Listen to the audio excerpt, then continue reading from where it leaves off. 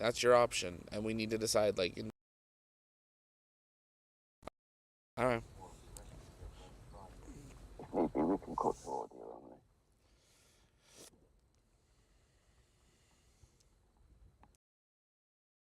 behind me. It's the Starship. Flashing.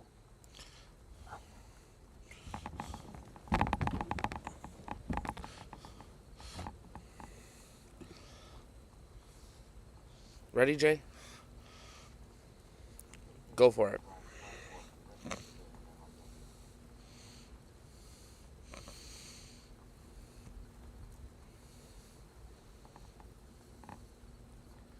Well, good everyone, and welcome here to the launch. You are joining us live from just outside the exclusion zone at Starbase, Texas, as we count down to the historic first flight of Starship. If it's your first time here, welcome here at the pad. It's our mission to inform and inspire the explorers of tomorrow, because we believe that space is better together, and we're glad to have you joining us here live today.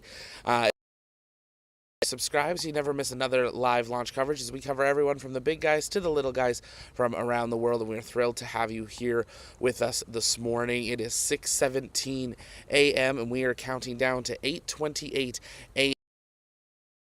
for a Starship launch attempt here. SpaceX is proceeding, and the next major milestone is going to be at that T-minus 2-hour mark, just over 10 minutes from now, where we will get a go, no-go for propellant loading. If you were with us for the first launch attempt, we did see a slight delay occur at that time, so we will wait for confirmation from SpaceX that prop load has begun, and we'll reset our T0 accordingly.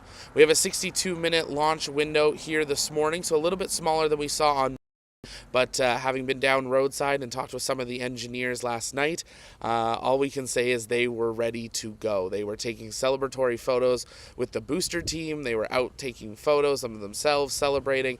The SpaceX team feels like she's ready to go, which is a very different energy than we felt on Monday. And I think just the general population here feels a lot more likely that we're going to see a launch today.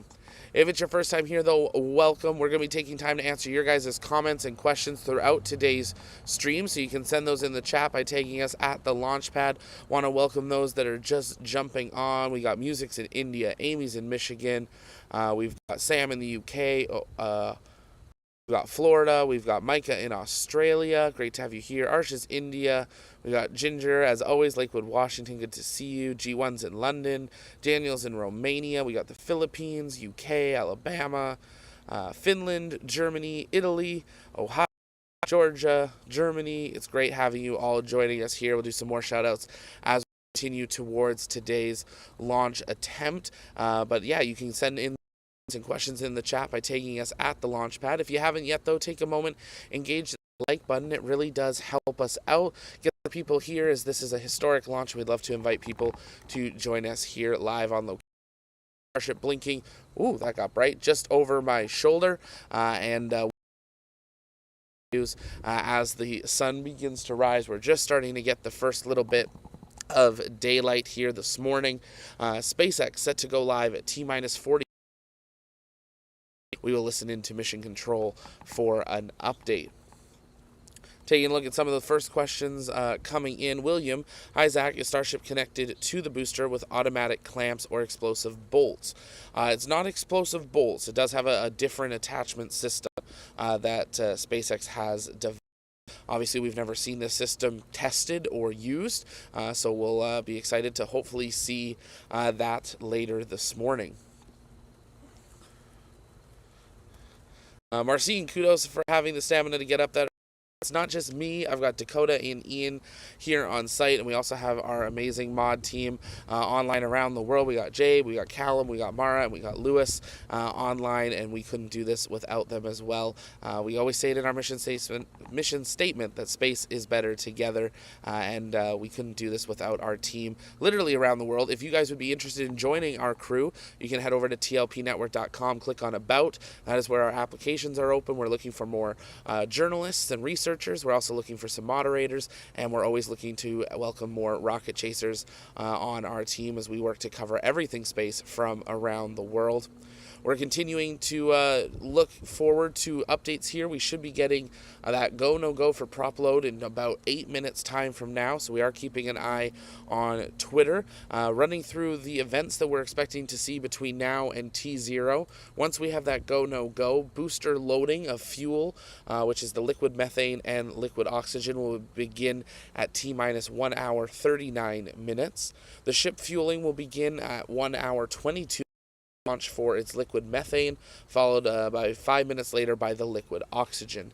After that, we've got about an hour in between the beginning of ship load and the next major event, which is going to be engine chill beginning. Engine chill begins T-minus 16 minutes into flight. That's for those 33 Raptor engines on Booster 7. Then T-minus 40 seconds. This is where we saw that whole when they went into that wet dress rehearsal on Monday. That is when the fluid interfaces begin releasing there. At T-minus 8, we will see the ignition sequence begin, and this is where they'll be holding Booster 7 down, trying to ignite all 33 of those engines, something they've still yet to do to today, and that is where they will make that decision on launch or not. We are working to confirm at what point they are hands off, and it will be an automated scrub if there needs to be, just like we've seen with Falcon 9. That booster can scrub even during ignition sequence when the engine's firing. We expect Starship to be very much the same. If you're just joining us though, welcome. Take a moment, share out the stream, engage that like button as well. It really does help us out, and we'd be glad to have you here with us. Catching up on your guys' questions in the chat. Jody, thank you so much for those 10 gifted memberships. Really do appreciate that.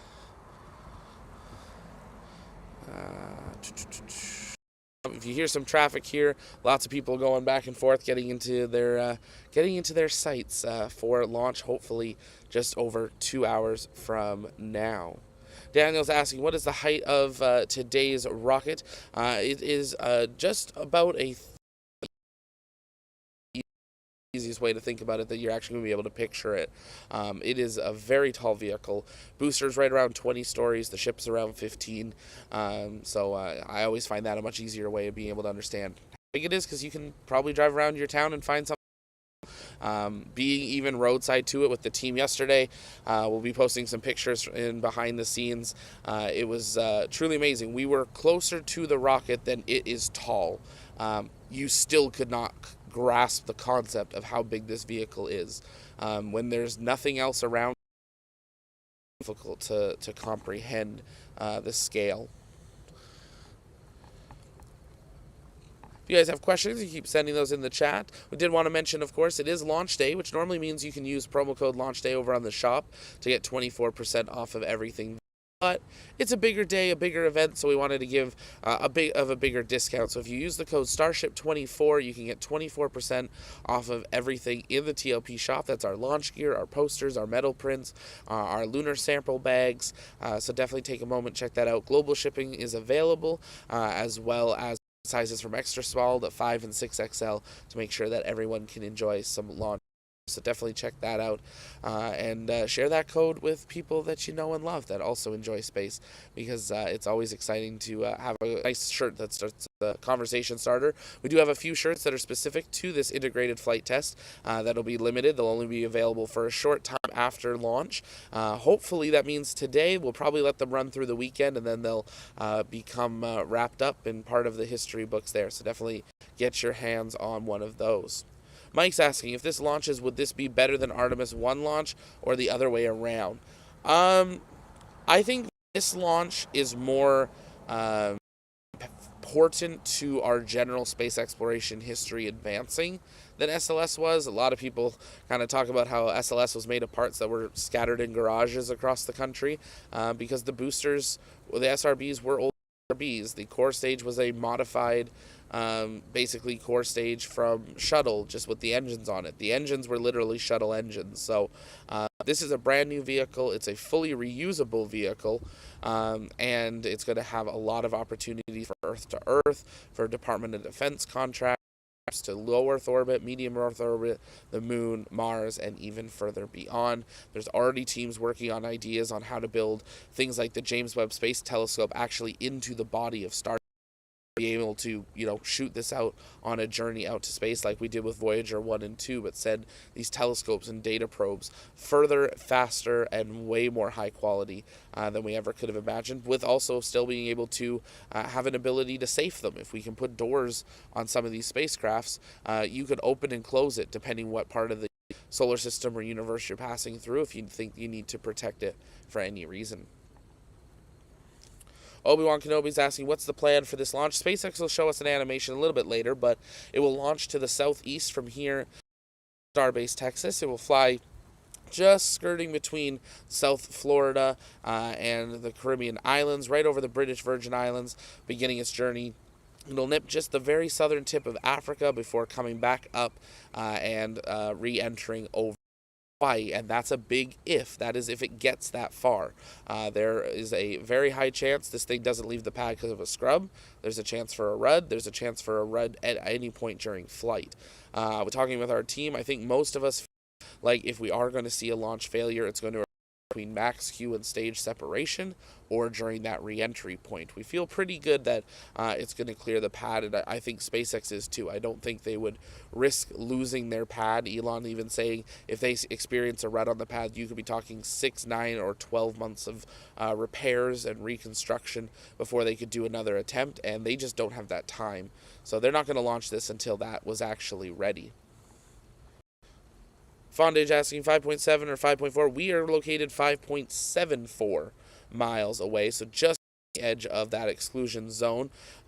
If you actually are looking at the big screen there, that big dune on your screen, and then that darker dune to the bottom, the exclusion zone's right in the middle there. That's that Port of Brownsville channel, and that is where the exclusion zone is being monitored. You'll see some vessels in there. I know on Monday we saw the Coast Guard heading out at one point, and some other vessels as well. So keeping a close eye on that.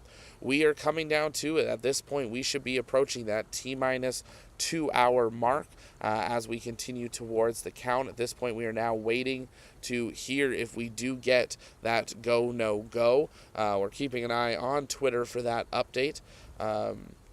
On whether we are going to see a go, no go for propellant load, and that will be really what kicks off this our timeline towards a launch attempt. Now, we do know that they can hold during that count should they need to.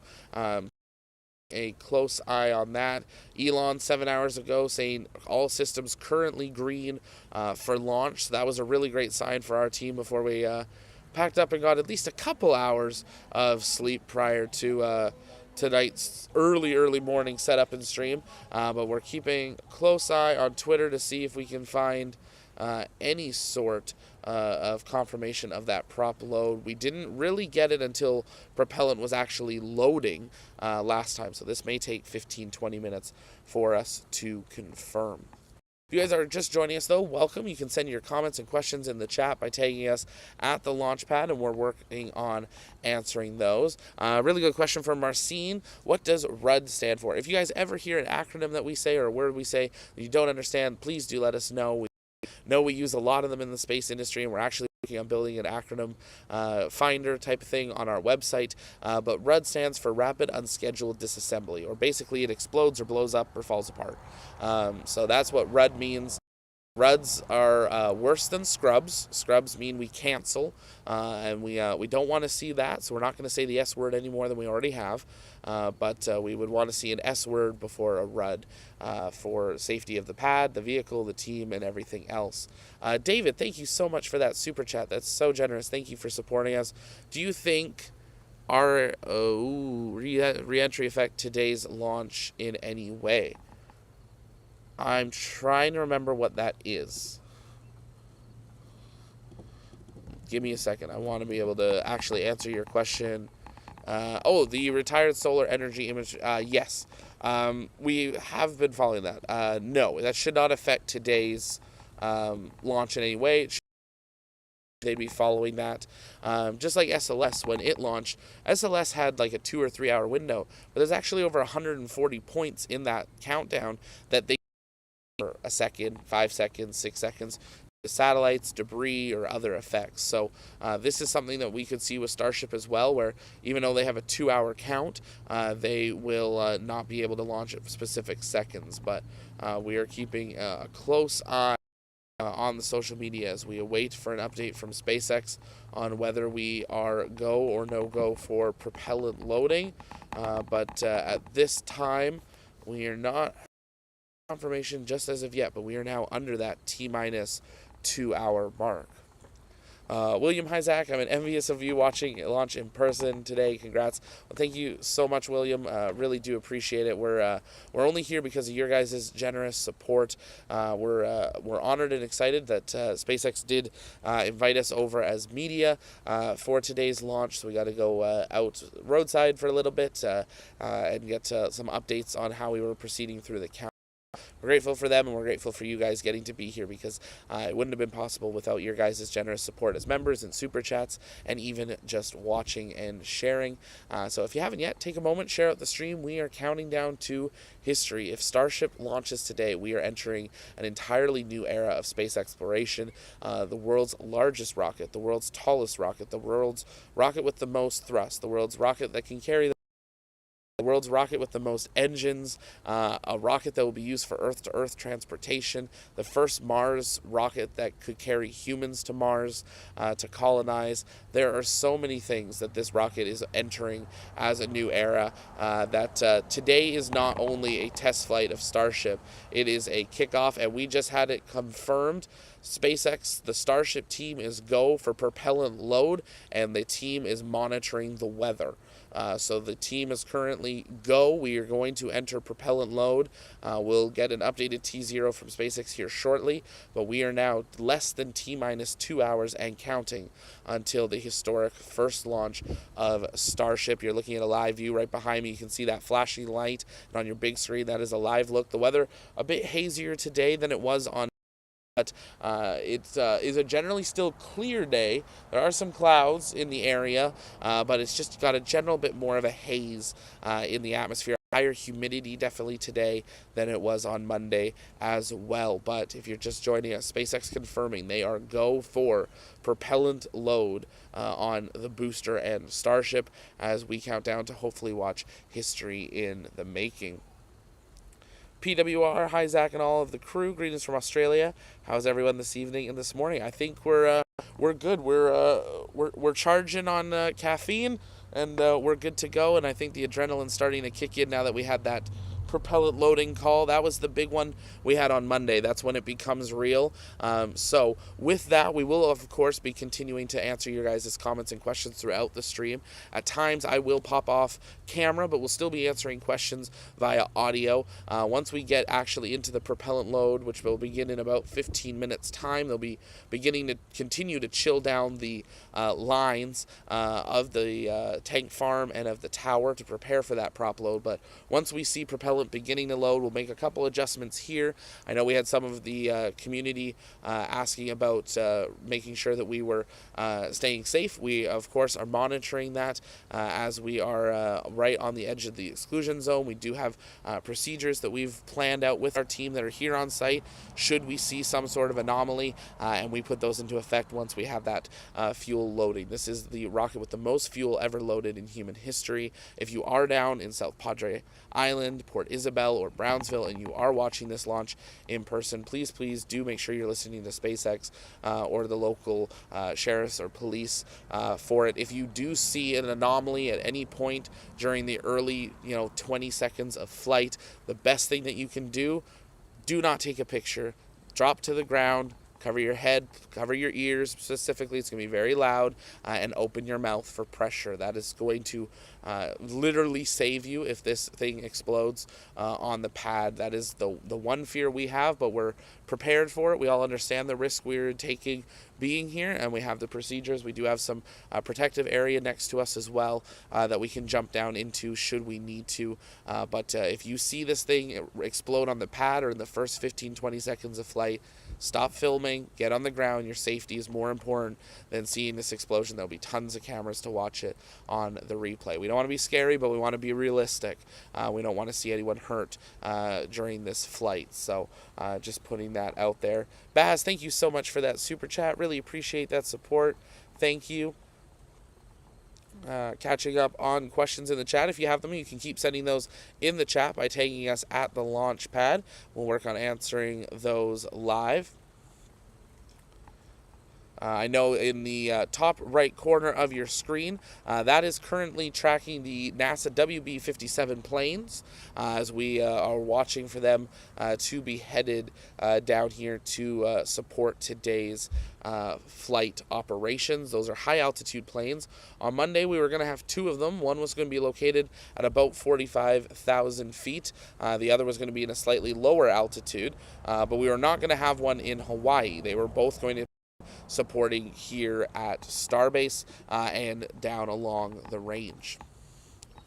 If you're just joining us, though, running through everything we know so far, the village has been evacuated hours and hours ago. The road is closed, the pad is clear, and we have received a go for propellant loading as we continue towards counting down here today. At this point, we'll continue through the count and wait for more updates from SpaceX. We're expecting them to go live at T-minus 45 minutes. Give me 1 second here.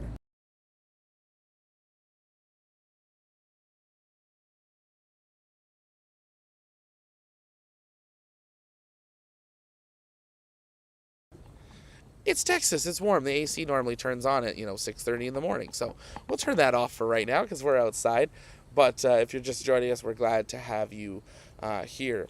Robert, estimates put a launch pad RUD at 12 plus TJ. Do you think Elon has budgeted for rebuilding that or the repairs that would be required?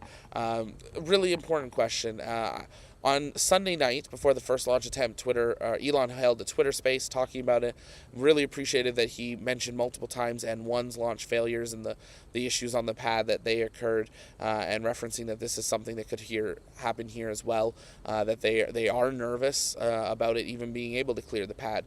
But we will keep a close eye on that. It's definitely something that they've thought through. If they have to do it, they have one tower already built in Florida, a second one sitting there as well, so we'll be keeping an eye on those, but I don't see them launching out of Florida for at least a year until Slick 40 is ready to support Crew, and they got some of these backed up Falcon Heavies off the pad as well, so they'll probably not have had a full budget set aside to rebuild, but they know there's going to have to be repairs. We've heard from some of the engineers. They're thinking at least 2 to 3 months between this launch and an earliest next attempt for testing, just due to the damage that'll happen to the OLM. We've got super low helicopters flying over here. See who this one is. That looks like Coast Guard, continuing to safe the exclusion zone.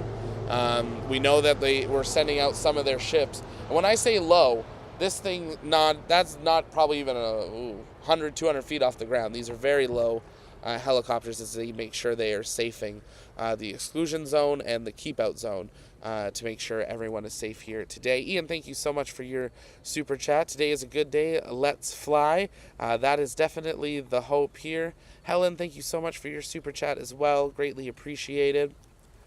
Jaden, is the booster going to land on the chopsticks or splash down? So for today's test and for the next 2 tests, the booster will not attempt to be caught. It will be doing a soft landing today in the ocean if we get that far, and they will be performing basically a simulated landing all the way to the ocean's surface, and then the booster will just fall over on its side. They'll open its valves and attempt to actually sink the booster.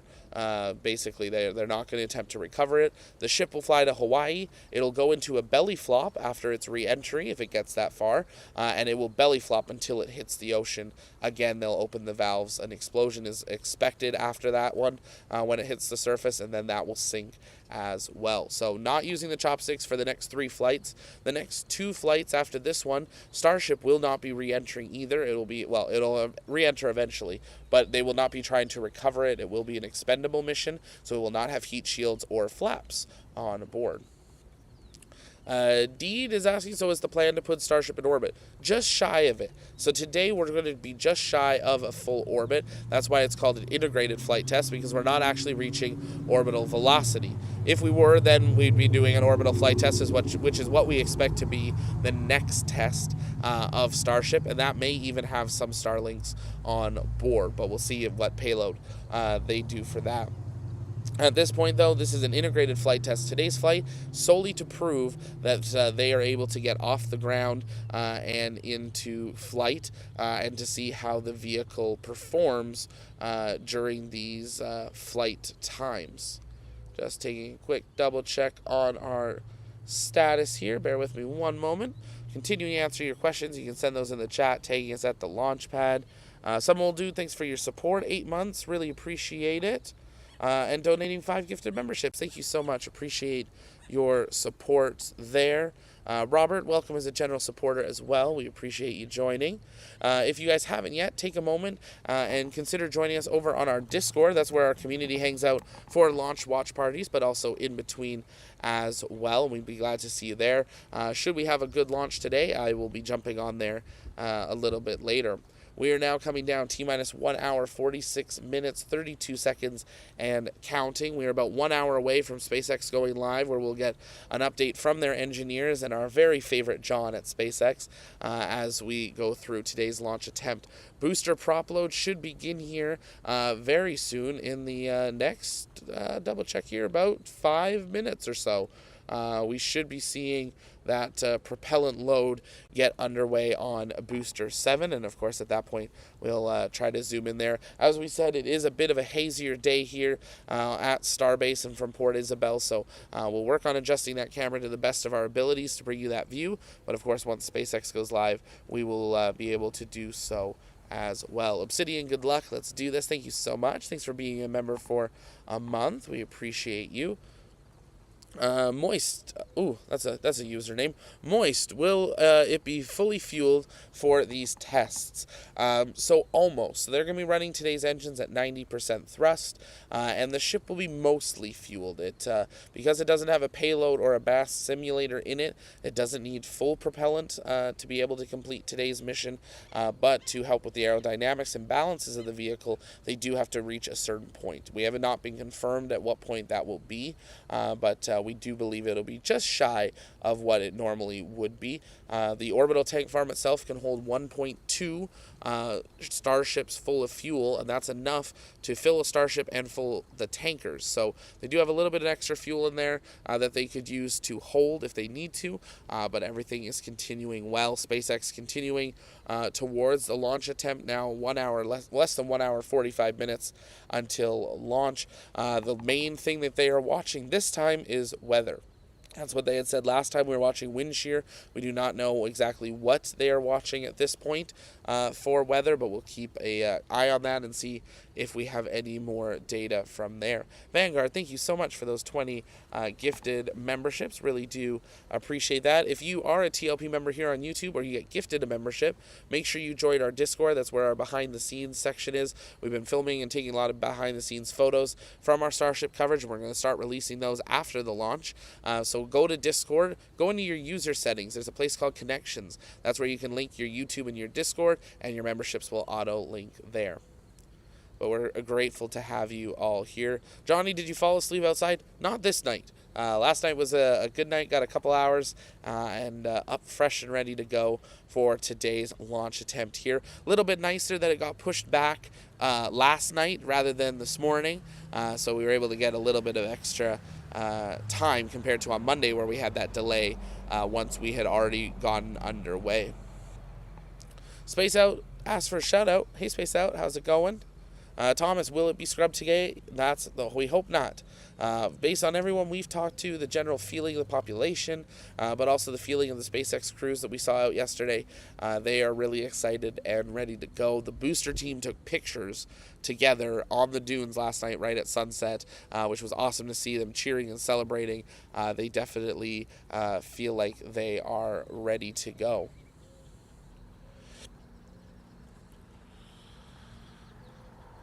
Not blood pressure problems. We'll adjust the lights here. It was still dark out, and we didn't want to put bright white lights on me or to wake up the neighborhood. So we were in the red zone, but we'll switch those over to white here in just a moment for it. Looks like a demon. Oh my. We'll adjust that maybe sooner than later. Peter, I would like to know how many minutes left till we fly. Top left corner of your screen, right above me, Peter, there is a clock there. That is a countdown timer for flight, so you can take a second and check that out. That works for any time zone. That's minutes and seconds until flight. We are 1 hour, 42 minutes, 22 seconds, and counting until liftoff.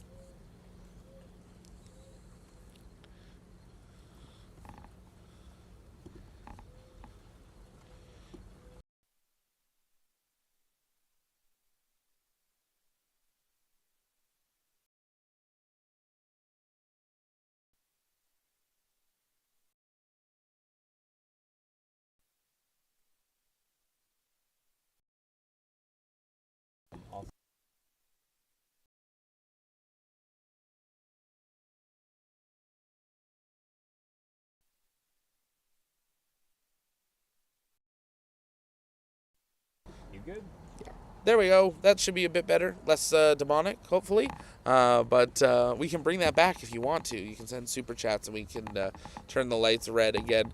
But if you're just joining us, welcome here to the launch pad. We are now T-minus 1 hour, 41 minutes, 20 seconds, and counting until launch. We are located right on the edge of the exclusion zone, counting down to the first ever historic launch of Starship. Ship 24 is stacked on booster 7, and we should be just a couple of minutes away from propellant loading beginning on the booster's first stage.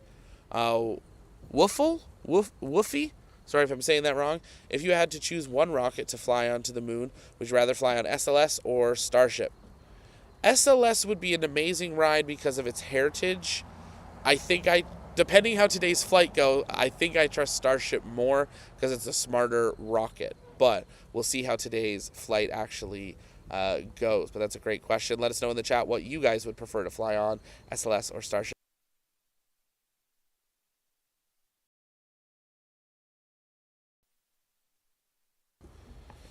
Just adjusting a couple cameras for you guys. 41 South, just wondering, I realize that they have all the instruments of high level wind, etc., but do they send planes up to check as well? I would assume so. I know NASA uses weather balloons still. Many do. I would expect that we would see them doing similar studies for winds. We also have a lot of satellites and radars now that can tell us much more detailed wind data. So they'd be looking off of that. They were looking at a wide range of data to know what the winds would be like here today. Ginger Baby, thank you so much. That's super generous super chat. Thank you for your amazing coverage. Thank you. You are what make this possible. Support like that, and we're so grateful. Thank you so very much. Incredibly generous. Some people like the red better than the white. Well, it'll get a little brighter and the white will look better. But we're here for the rocket, and at some point we're going to put a rocket full screen, and that's what you guys are going to see. You're here to look at the rocket, not me. But let's see. Lots of Starship all the way. Shuttle. If shuttle was an option, I would choose shuttle. I mean, it's still a risky ride, but I definitely think I would choose shuttle over SLS personally. If you're just joining us, though, welcome here to the launch pad. We are now T-minus 1 hour, 39 minutes and counting, which is right on the timeline for when we should be seeing that propellant load getting underway on the booster. We'll wait for confirmation from SpaceX, but both liquid oxygen and liquid methane should be starting to flow onto the first stage of Starship ahead of today's second attempt at a historic flight test. Fletch 40, will this break the record for the fastest rocket ever built or the most powerful thrust? It will be the most powerful thrust. It'll be the most engines. It's the tallest. It'll be the rocket that can carry the most payload. There's a few other things it hits. I'm not sure if it's the fastest development.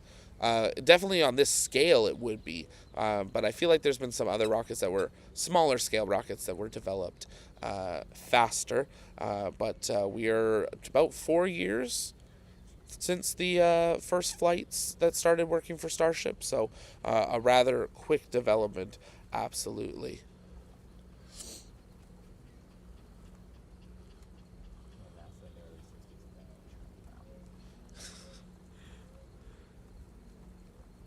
41 South, greetings from Tasmania, Australia. Thanks for being here, appreciate it.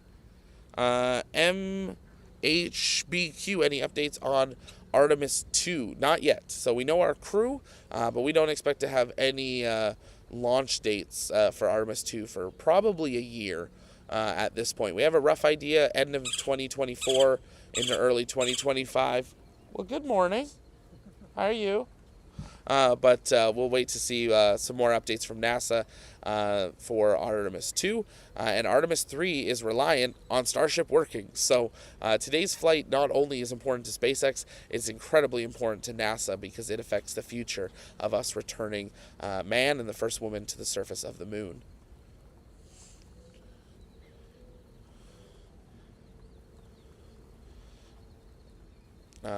Interesting stat from Logan. Saturn V was 180 bar. Starship is 300 bar. It is quite the difference. Starship's just slightly taller than Saturn, but can carry quite a bit more payload. Slow neutron. Yes, Starship has activated its cloaking device, very similar to what we saw with SN11. So we'll really hope that that clears off over the next hour and a half as we continue towards flight, because we'd like to see the rocket fly. But that is just the weather down here in the Rio Grande Valley. We see this especially in the early part of the year, that it is much foggier some of the mornings, and then other mornings like on Monday it was just beautifully crystal clear. The clouds are definitely lightening up though, but it is still hazy. It's just a general haze in the air. Yesterday when I checked for around launch time, I said the visibility should be about 12 miles, so I'm hoping it clears up. That'd be enough. Yeah. 12. We can settle for 5.8. We'll settle for 5.8. So we'll see what happens there. Official Gael watching from Baltimore. Great for being here. David Kerr, welcome as a Michelin specialist. Welcome to the crew. Thank you so much for joining as a member. Make sure you join the Discord and link your accounts there. What would the Starship HLS look like? Shrek is asking. There's some great concepts that have been brought out by NASA that will give you some looks of that. It's basically the same regular Starship, no flaps on it, no heat tiles. It's bright white, and it has extra engines about 3/4 of the way up to be able to land on the moon. If they were to fire the regular Starship engines, they would dig a hole and basically bury the rocket, which, I mean, could be an advantage if they wanted to do that, but they want to land on the surface. So they have a new engine they're working on that will be located higher up on the rocket, and that is what will be used to land. Amoro, the 2 NASA high-altitude planes are on their way. We are keeping a track on those vehicles as we continue towards today's flight attempt here. So we'll see if we can see how their trackers are running over the course of today. There's a live view of the tracking, so they have departed Houston and are beginning their journey out here to Starbase over the next couple of over the next couple of about 45 minutes or so until launch. Fam, updates on the valve problem. Other than we were told by some engineers last night that they are good to go, they're ready. We haven't heard much more than that from Elon or from SpaceX. We're going to drop a new link in the chat there for the Discord. Give that one a try there. That should hopefully be running a little bit smoother for you guys. I'm not too sure why the main link isn't actually working here this morning. Definitely take a moment and you can try that new link for those trying to join the Discord. But if you guys are just joining us, welcome here. We are now T-minus 1 hour, 33 minutes, 23 seconds and counting until launch. We should be into propellant loading of that first stage, Booster 7. But we are waiting for confirmation of that. Obviously, with the haze in the air, it's making it a little bit harder for us to do our own confirmation of that propellant loading. So we are reliant on an update from SpaceX for that data. We did mention it a little bit earlier, but if you haven't yet, take a moment, consider heading on over to our shop. We do have our special Starship 24 promo code running. You can get 24% off of absolutely everything over in the TLP shop. Sizes extra small to 5 and 6XL. Definitely consider running over. My personal favorite shirt, the Starship IFT launch tee, you can get, and definitely one of my favorites. So we are seeing that there are signs that we are into propellant loading. For it, SpaceX probably won't say anything, but we'll wait to see if we get any updates officially from them. We are expecting them to go live in about 45 minutes from now, and of course once they do, we will begin to patch them in as well. Roger, checking flight radar. There are multiple choppers near Boca. Yes, there would be Border Patrol. There is the Coast Guard. There's probably even some NASA or SpaceX ones, making sure that they are keeping the region safe and clear. There is a TFR flight restriction in location, so they're keeping that out. We'll probably have a few more fly over early this morning as we continue. Jody, thank you so much for those gifted memberships again. Really appreciate that generous support. Ricky, they made the issue up so we can launch this on 420. Well, all I can say is Starbase is vaping a lot, and that's why we can't see it. So it's having a good 420. Logan, I completely agree. I think our live chat is proof that space nerds are the least toxic and most happy community. We are, unless we start fighting over which rocket's the best rocket or which shuttle's the best shuttle.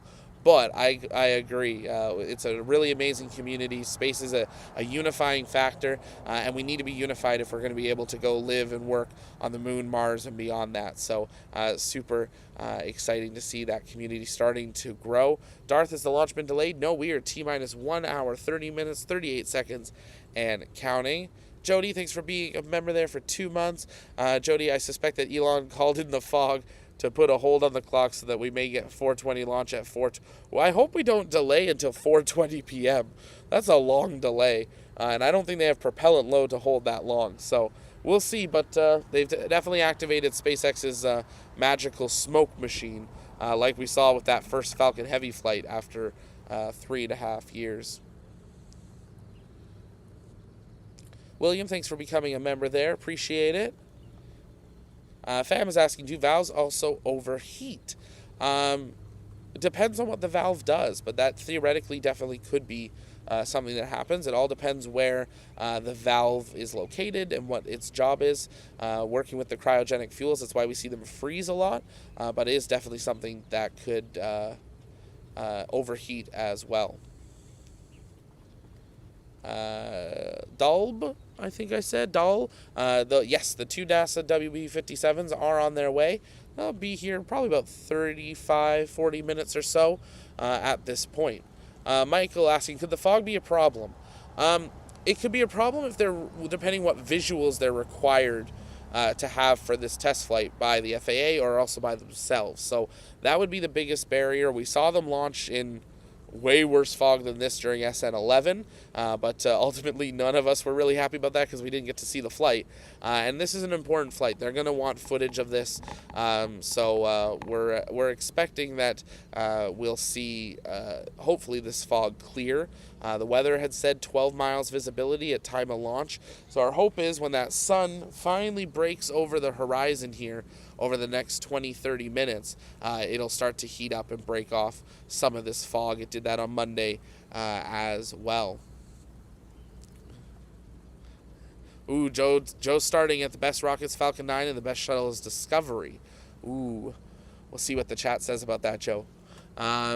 Baz, will they be filling the Starship up to the top with fuel or just enough to get where it's going? So they do have to load enough propellant onto both the booster and Starship, no matter what the payload weight is, to keep the ship balanced. You have to keep in mind this is going to fly kind of on its side while it's in flight, and it affects the aerodynamics and the balance of the vehicle, as well as the pressurization of keeping the fuel fed towards the engine. So they do have a point that they have to have enough on board, even if it's more than they need. We haven't been given that exact number.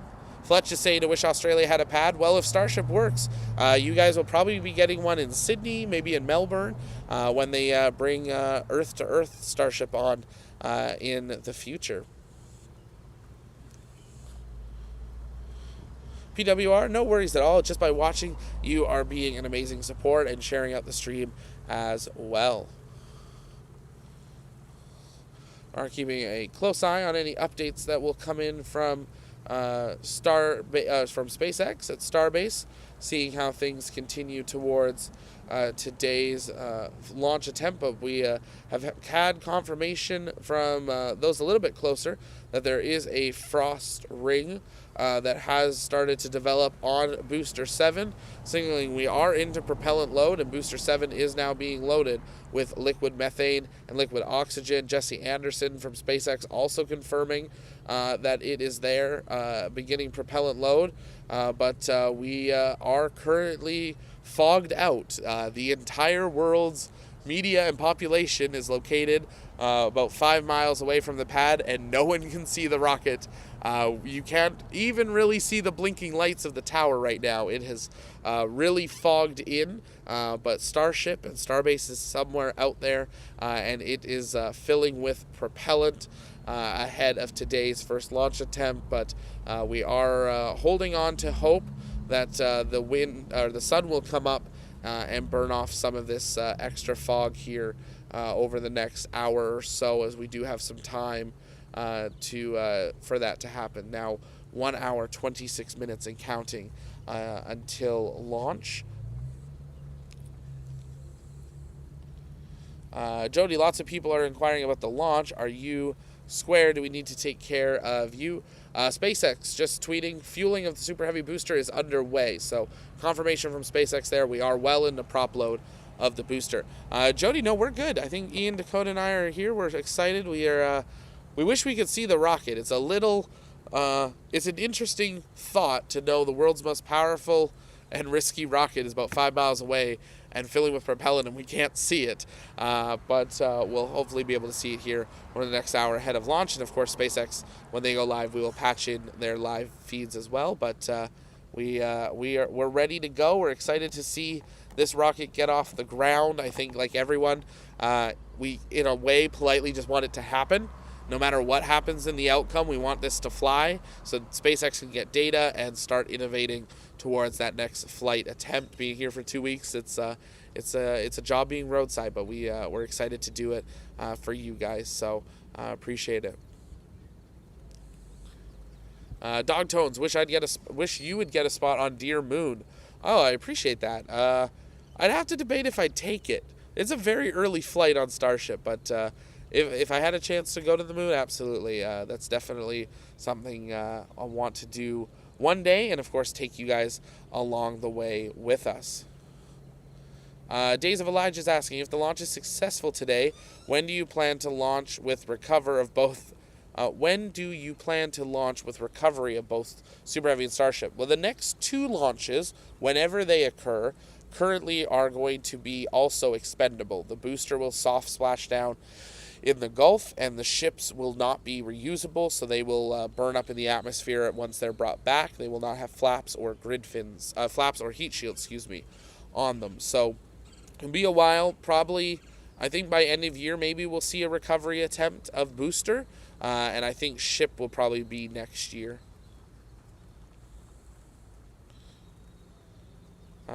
Smarter ASAP, what are the safety measures taken by SpaceX in the case of a malfunction? Well, the biggest one is going to be that exclusion zone, the just over 2 mile keep out zone. That's really the blast zone. If it runs on the pad, you would not want to be that close. The general population's being kept at about 5 miles unless you're a landowner. or a friend of a landowner, then you can be a little bit closer, but there's only a few people that are that close, and personally that's just too close for me for a first flight. We're happy with just over 5 miles. That's the exclusion zone and the boat zone. So we're happy to be here. Gives us a couple more seconds to respond if something happens on the pad.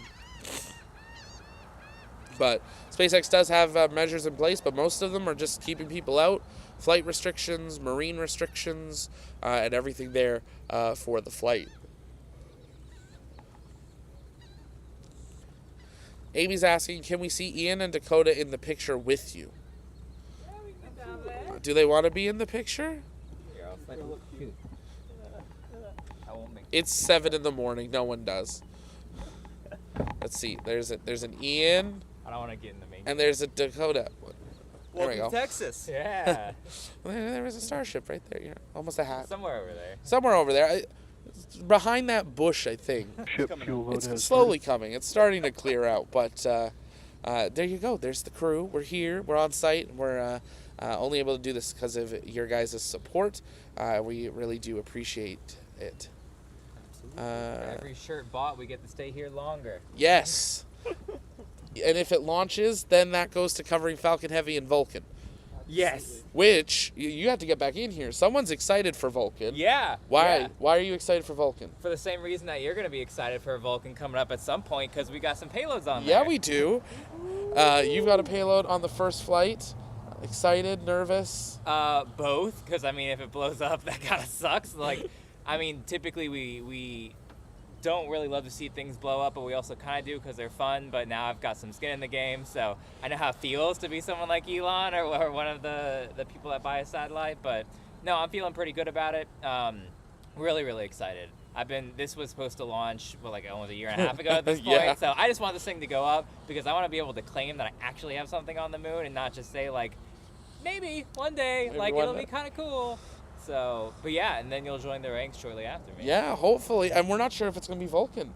Oh. It might be a different vehicle. Okay. We have a rumor of a different vehicle, which is not, I mean, as exciting, but Like different. New ULA vehicle? Not or ULA. Different company completely. different? Okay. Not ULA. So that'll be interesting, but we'll see. They're working to finalize You that. might get the cooler launch then. We'll have to Oh, we'll see. have to wait and see. But referring to our mission, TLP, we are sending our first payload to the moon, and we want you guys to be on board with us. So if you go to our website, we'll drop the link also in the chat there. Some of our mods will as well. But if you would like to send your name, your family's name, your dog name, the teacher you love, the teacher you hated, you can send their name to the moon. It's totally free. You'll get a name plaque registration with a passenger number when you register, emailed to you, and then once we actually go for payload integration and your name is boarded onto the payload, you will get actually a boarding pass with launch site, rocket details, the lander, the location it's going to, and everything, because we are sending that first payload to the moon, and we invite you to be part of our Lunex 1 mission. And it's Lunex 1 because it will be our first. There are other missions that we are working on. We're thankful for Astrobotics partnering with us for this first mission, and excited to share some other missions with you guys in the near future. If you want to upgrade your payload, you can do so by sending a photo or video for just a few dollars, and send your own photos or videos to the surface of the moon, and you'll get a confirmation of that during payload integration as well of what you sent. So excited to have you guys join us on that. It's net 2024-25 for launch. They're just waiting to finalize some of those launch details with the launch provider, and we'll be able to provide more updates for that. Looking at the time we're at, we should be into ship CH4 load, the liquid methane now loading onto ship 24, so we are well into the count now in less than an hour, 19 minutes, 14 seconds, and counting.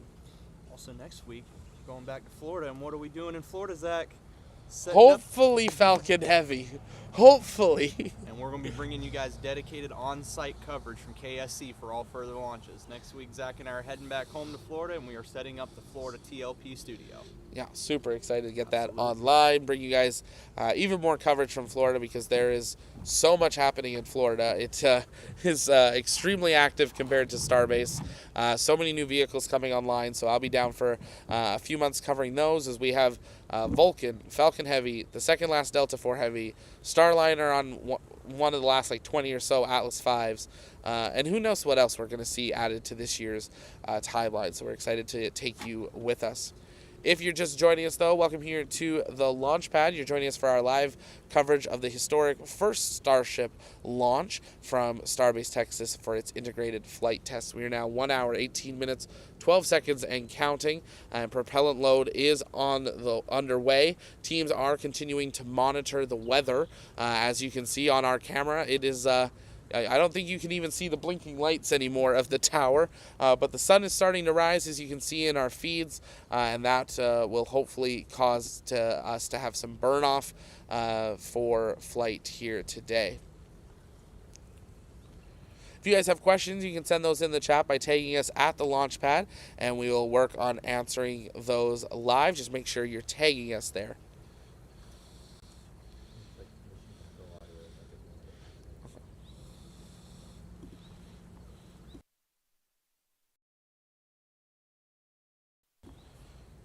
Jody's asking, can you please review the gifting process? Yeah, so if you guys gift memberships, YouTube automatically randomly chooses people to gift those to. So if you get a gifted membership, you'll be notified in the chat that you did. You'll also get an email that gives you 1 month free access to our VIP spectator level. Gets you a little bit of behind the scenes, some member streams. We're going to be putting out some videos and photos to members exclusively on our Discord for that level.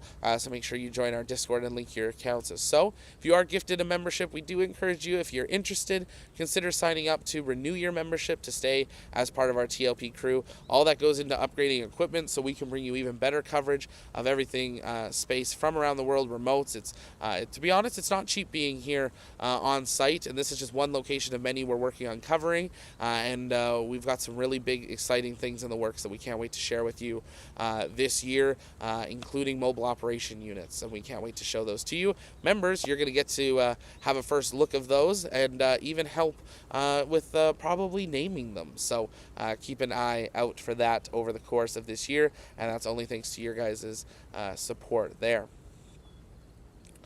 Real, how can I send my name to the moon? If you go to tlpnetwork.com and click on Lunex 1, or Lunex, that'll take you to the page where it gives you all the information on how you can send your name, photo, or video.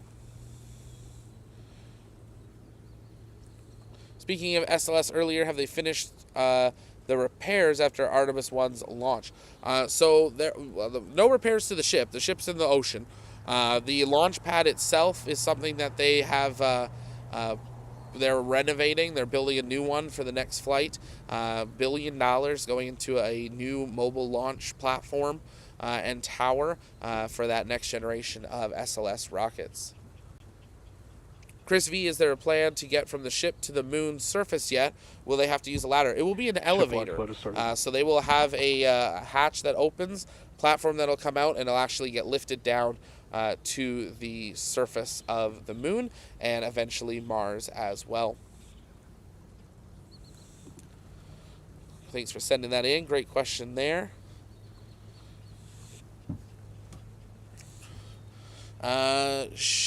Shivansh, I'm sorry if I said that wrong, really apologize. What is the probability we see a launch today? The fact that we are in the propellant load of the booster and the ship, I think we're feeling good. I think all of our team said this morning, this feels like the third attempt for Artemis 1. It feels ready. The energy from the SpaceX crew last night was ecstatic. So I feel like they think they're ready. We think we're ready. If the weather can clear and hold, I think we'll see a launch attempt. I think we all said, first launch day, one frozen valve. Of all the stuff on Starship that has never been built before in history, one frozen valve is what stopped us. Sounds like they had some other things come up a little bit later, but that's pretty good odds. So we're definitely hopeful that we will see a flight here today. But of course, we want them to only do it if it's safe and they're actually going to get data and that we can see the rocket. Because I want to see the rocket fly. David's asking, what's the wind like there today? It's not too bad. We got a little bit of breeze. It's definitely calmer than it has been over the last week and a half that we've been here. Current weather, 24 degrees Celsius. We got a 22-kilometer-an-hour wind speed, so not too bad for the wind conditions. And we have confirmation that LOX load has begun flowing onto Ship 24, which means we are now in active propellant load of both liquid methane and liquid oxygen onto both Booster 7 and Ship 24. And we are counting down 1 hour, 13 minutes, 15 seconds and counting until excitement is guaranteed. And we hopefully see a liftoff here today. SpaceX will be going live in about 30 minutes. We will, of course, patch them in. We are monitoring the mission control audio as we continue towards today's flight as well. Jim Treese, do you think it will be a successful flight? I think anything after liftoff of clearing the pad is success. And I think Elon tried to set that as a perspective as well. If this thing leaves the pad, this is a huge success for Starship. This has never been flown before, something of this scale, this weight, this thrust, and that's going to be a milestone. The further we get downrange, the more milestones we can check off. If we can get to max Q, booster cutoff and separation and Starship ignition, if we can get through all of that, I'm overjoyed. Re-entry is a cherry on top. But I think it'll be really exciting. I think if we're going to see any issues, it's going to be during max Q through Starship ignition. That's always that riskiest, hardest part during first flights, and that will be really quite interesting. Question coming in from Fletch. What's that flight radar above you? We are tracking the position of NASA's WB-57 high-altitude planes. They are on their way to Starbase, Texas, in support of today's launch, as NASA is supporting this mission in a number of ways, including with those high-altitude planes. We did hear at least one of them was going to be at about 45,000 feet. We didn't have an altitude target for the other one, but we are monitoring those as they have departed Houston and are on their way here to the region to support today's mission. So we are keeping an eye on their track, as that'll be a good sign on if we see them turn around. We don't want to see that, but that'll give us an idea. But we saw them take off into the air once we had that go for prop load. So that was a really good sign that SpaceX feeling really good about today's flight opportunity. I also want to give a shout out to the NASA Goddard Near Space Network team, their Near Space Operations Control Center. Thank you so much for joining us on Monday, and we hope you're with us again today. Thank you for the work you are doing supporting today's mission. Today's launch wouldn't be possible without you guys. And as we say, space is better together, and we're glad to be part of your launch setup as we count down 1 hour, 10 minutes, 42 seconds and counting until this extremely historic launch attempt, the second launch attempt, the world's tallest, the world's most powerful, the world's most payload capable, the world's most thrust, the world's heaviest, the world's most engined rocket in human history. It is a huge milestone today. History books being rewritten if we can get through a flight test. Michael, is there something special for 24-23 for Elon to launch on this day? It's just 420. Yeah, it just happens to be. Fam will have Among Us in real life soon. Well, I hope not. I mean, if we can all live in spaceships, that'd be nice. Maybe not the other part of Among Us. Patrick, when venting the nitrogen to load the methane, how do they separate the two liquids and keeping the pressure constant? So they have a number of different fuel lines that they run, and that's where they're able to control which fuel is on which as they do so. So they have different valves and vents and tubes, and that's how they can control that pressurization. Trying to think of something similar that could do that. I mean, even in a car, you have to control, your oil and your fuel and everything to have combustion in your engine. So, similar idea. Latchy, will all boosters fire at the same time? So it's at 8 seconds they begin their ignition sequence. It runs for 8 seconds. So over that course of 8 seconds, they will try to get all 33 Raptors to ignite, and they will be running them at 90% capacity for today's flight.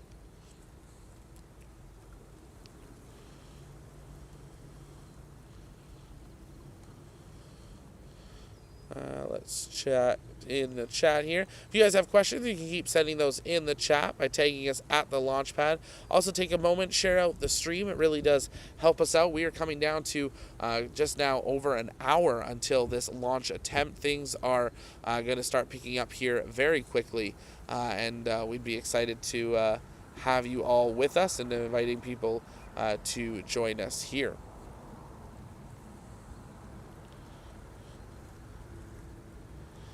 Question from Shrek, why do they use liquid methane instead of liquid hydrogen? That is one of the decisions they made on the development of Raptor. And one of the reasons is because that is something that we believe we can produce on Mars. It would be easier to produce. Obviously, if we go to Mars, we want to be able to come home. And to do so, we need to be able to create the propellants we need to be able to fire those engines on Starship to come home. We now know with the Perseverance rover, with the unit called MOXIE, that we can produce oxygen from the Martian air. So we just need a larger scale of that, kind of an oxygen refinery. And then we need to be able to produce methane. And we have an idea on how we think we can do that, but we'll see how that progresses. Just checking in if we have any more updates from SpaceX here. Nothing as of yet. We are well into propellant load of the ship and the booster. Chris, what was the go, no, go poll? That was go, no, go to do propellant loading. So that was at the T-minus 2 hour mark. That was them wanting to decide, are they good to launch? And that is what they said yes, and we are now into that propellant load sequence.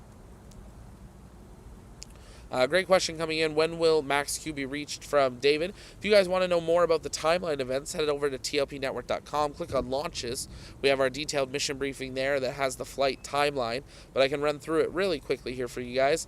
Max Q, the moment of peak mechanical stress on the rocket, that will occur 55 seconds into flight. Booster 7's main engines will cut off 2 minutes 49 seconds into flight. Stage separation will occur 3 seconds later, followed by Starship ignition 5 seconds later. The booster will perform a boost back burn startup, or attempt to, at 3 minutes 11 seconds into flight. That boost back burn is going to last just short of a minute. The booster will become transonic at 7 minutes 32 seconds into flight, with its landing burn starting up about 8 seconds later. That landing burn will burn for 43 seconds just prior to hopefully having a soft vertical landing in the Gulf of Mexico. Starship will be continuing on its journey through that whole time, firing its engines until 9 minutes 20 seconds into flight. At that point, Starship will enter a coast phase where it will float through space until it begins its re-entry sequence 1 hour, 17 minutes, 21 seconds into flight. About 11 minutes later, Starship will become transonic, entering its belly flop, and it will splash down into the Pacific Ocean at 1 minute 30 seconds. So an hour and 30 minute flight, 90 minutes from launch to both ship and booster splashdown.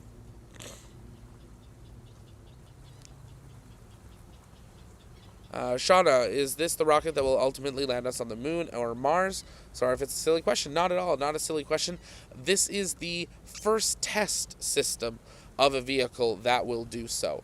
So this vehicle will prove the technologies and systems that we can then build these ships that will. They'll be identical. They'll be a version of Starship.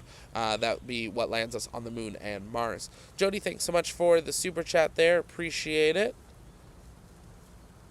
And Amy, thank you so much for your super chat. Really do appreciate that as well. Appreciate you guys and all you do. Keep up the great work. Thank you so much. We will try to. Unfortunately, I can't control the fog, but the sun is just starting to come over the horizon. So we're hoping that will start to burn off some of this fog as we continue towards launch here now. 1 hour, 4 minutes, 20 seconds, and counting to launch on 4:20. So we count down to the launch of Starship 24/7.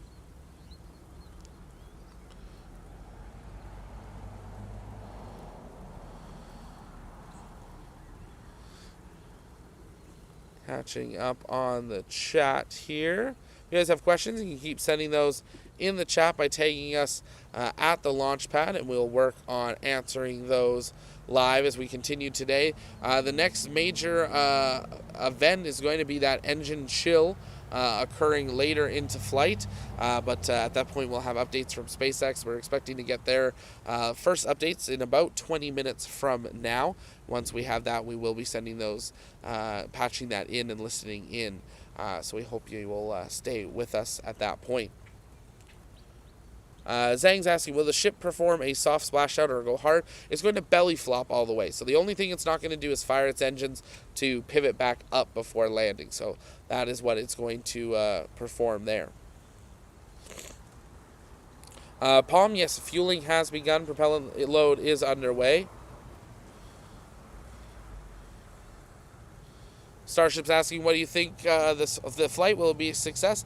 I think it'll clear the pad. I think we'll clear the pad. I think when we get to max Q and later, that's where we'll have to see how things progress. But what we'll do is we'll put a poll in.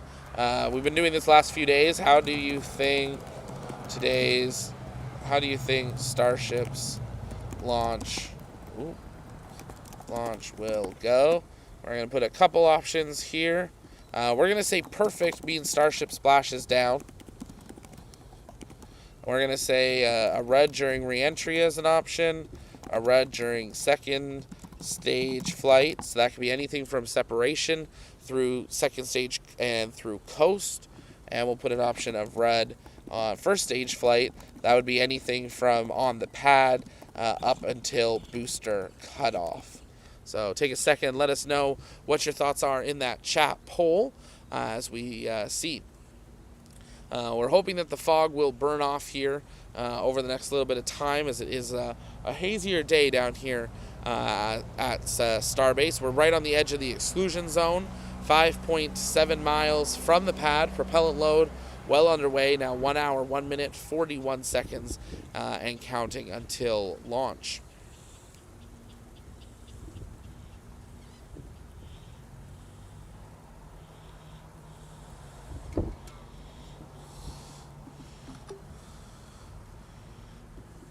If you're just joining us, though, welcome here at the launch pad. It's our mission to inform and inspire the explorers of tomorrow, because we believe that space is better together. And if you haven't yet, take a moment, engage that subscribe button so you never miss another live launch coverage, docking, undocking, or return to Earth, or exclusive interview or space news updates right here on the launch pad.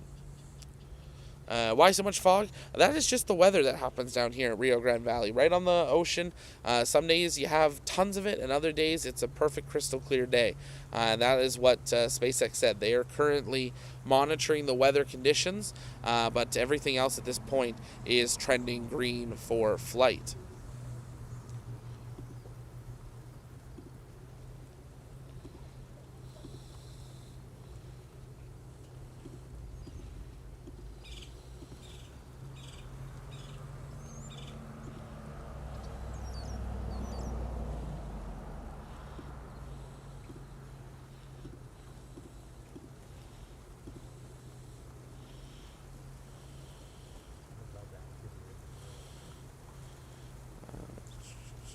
Catching up on the chat here. If you guys have questions, make sure you're tagging us at the launch pad so we can work on answering those live. We know lots of people around the world are tuning in for today's flight, as this is not only an American it's an American rocket, but it's something that will affect countries around the world as we expand out on space exploration. So we're glad to have people from around the world joining us in. If you guys have questions, make sure you're trying to send them in English so I can answer them, as I unfortunately don't know any other languages, but we're glad to have everyone here, and you can send those in and we'll be happy to answer those questions. Anthony, thank you so much for becoming a member. Appreciate that. Welcome. Great having you here. Tim, how is SpaceX mitigating methane damage to the ozone? Anyone know? So rockets are nearly no impact to our atmosphere in what they do. It's a hardly trackable number compared to everything else on Earth. So that is what it's not a huge impact. So there's not much they have to actually mitigate. Checking in on the poll, seeing what you guys are thinking. Almost 400 votes now. 69% of you. 420 votes and 69% of you think it's going to go perfectly. I think that's maybe a sign for the day, but definitely some optimism there for today's flight. 13% of you think we're going to see a failure during re-entry. 6% think it's failure during the second stage, and 11% during the first stage. But I do love seeing that Starship splashdown at a really high odd number. I know that's encouraging for us and for the engineers that worked on it as well.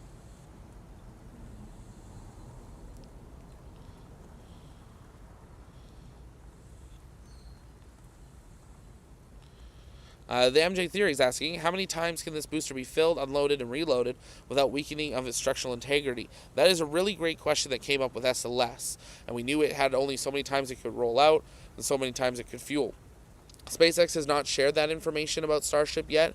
It is obviously still a test vehicle, but we do expect that number to eventually be something that we know when we get to rapid reusability. So Elon has said their plan is that every booster will serve 5 ships, and their hope is that a booster will fly 3 times a day once they get into their full operations. Mustafa's asking, will the booster blow up after touchdown in the Gulf?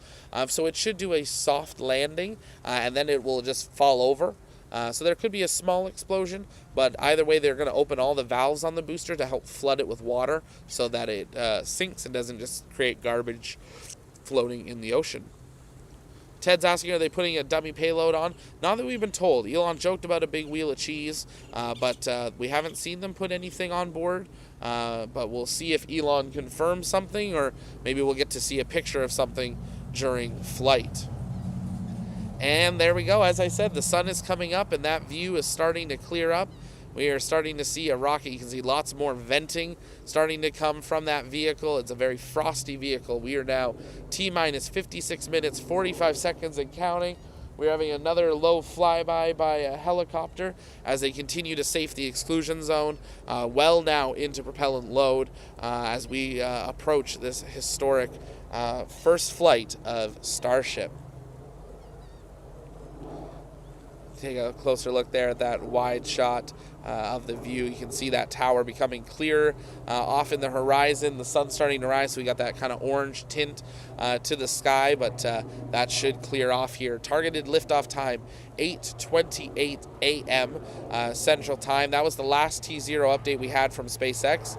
Once they go live, we do expect them to be able to give us a updated T0 on what they are currently running for the T0 flight, and we'll sync our timelines for that. But if you're just joining us, welcome here to the launch pad. We are now just under 56 minutes and counting until the historic first flight of Starship.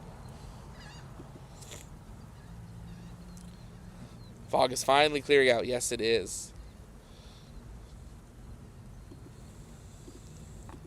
If you haven't yet, though, take a moment, engage that like button. Let's see if we can get to that 1,000 likes. It really does help us out, and you guys can share out the stream as well and invite people to join us for this very historic flight, the first ever flight of Starship. Huang's asking, is there a Tesla on board? No Tesla on this flight, but we don't believe there's any payloads on board, but we are keeping a close eye on that. Right now, well into propellant load. The last update we had from SpaceX, now T-minus 55 minutes and counting, is that they are monitoring the weather, and we'll be keeping an eye on that. We are expecting them to go live in about 10 minutes time, and once they do so, we will listen into them for an update on the vehicle and the weather as things are proceeding. Checking in on what you guys are thinking with the poll there. Still holding strong, 70%. Think we're going to see Starship make it all the way to Hawaii. That's really exciting to see. We'll have to see if you're right. We hope that you'll stay with us. Following launch, we'll be staying live through the entire flight, answering questions through the coast phase. It is launch day, so we wanted to remind you, you can get 24% off of everything on the TLP shop using promo code STARSHIP24. Global shipping is available. Radian, thanks so much for becoming a member. Appreciate your support. Marcine is asking, how's the temperature on the launch site today? We'll pull that up here on screen. The current weather, it's feeling really nice, starting to see that fog burn off. That'll hopefully give us a much clearer view of the rocket and vehicle as we continue towards flight. It was about 24 degrees earlier Celsius, as we continue towards today's second launch attempt.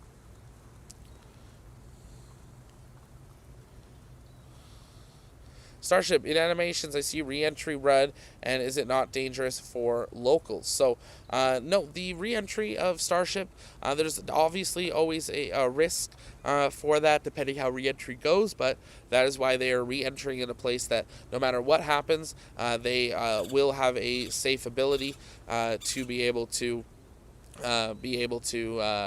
if there is a failure of vehicle, debris will not land on Hawaii. They're going to be targeting splashdown about 200 miles north of Hawaii, and that is what is going to be enabling that. There you go. You can see on the weather there, 22-kilometer-an-hour wind to the southeast. So some decent weather there. Wind going kind of opposite direction of where Starship's going, so hopefully that's not too big of an issue. You can see that sun starting to really burn off that fog as we continue towards today's launch attempt, now just under 53 minutes and counting. SpaceX, of course, monitoring not only the weather here at Starbase but in the Rio Grande Valley, but also downrange, all the way through to their re-entry point in Hawaii. All of that has to be go for flight, so we'll have an update from them once they actually begin their live broadcast. Shivanish. Sorry if I said that wrong. How can this rocket land on Mars? We don't have landing pads. So with the engines that they are developing, it will be able to land on an uneven terrain, just like we did with Apollo. It'll have landing legs that come out, and stabilizing it with its engines, that it'll be able to land on the raw Martian surface.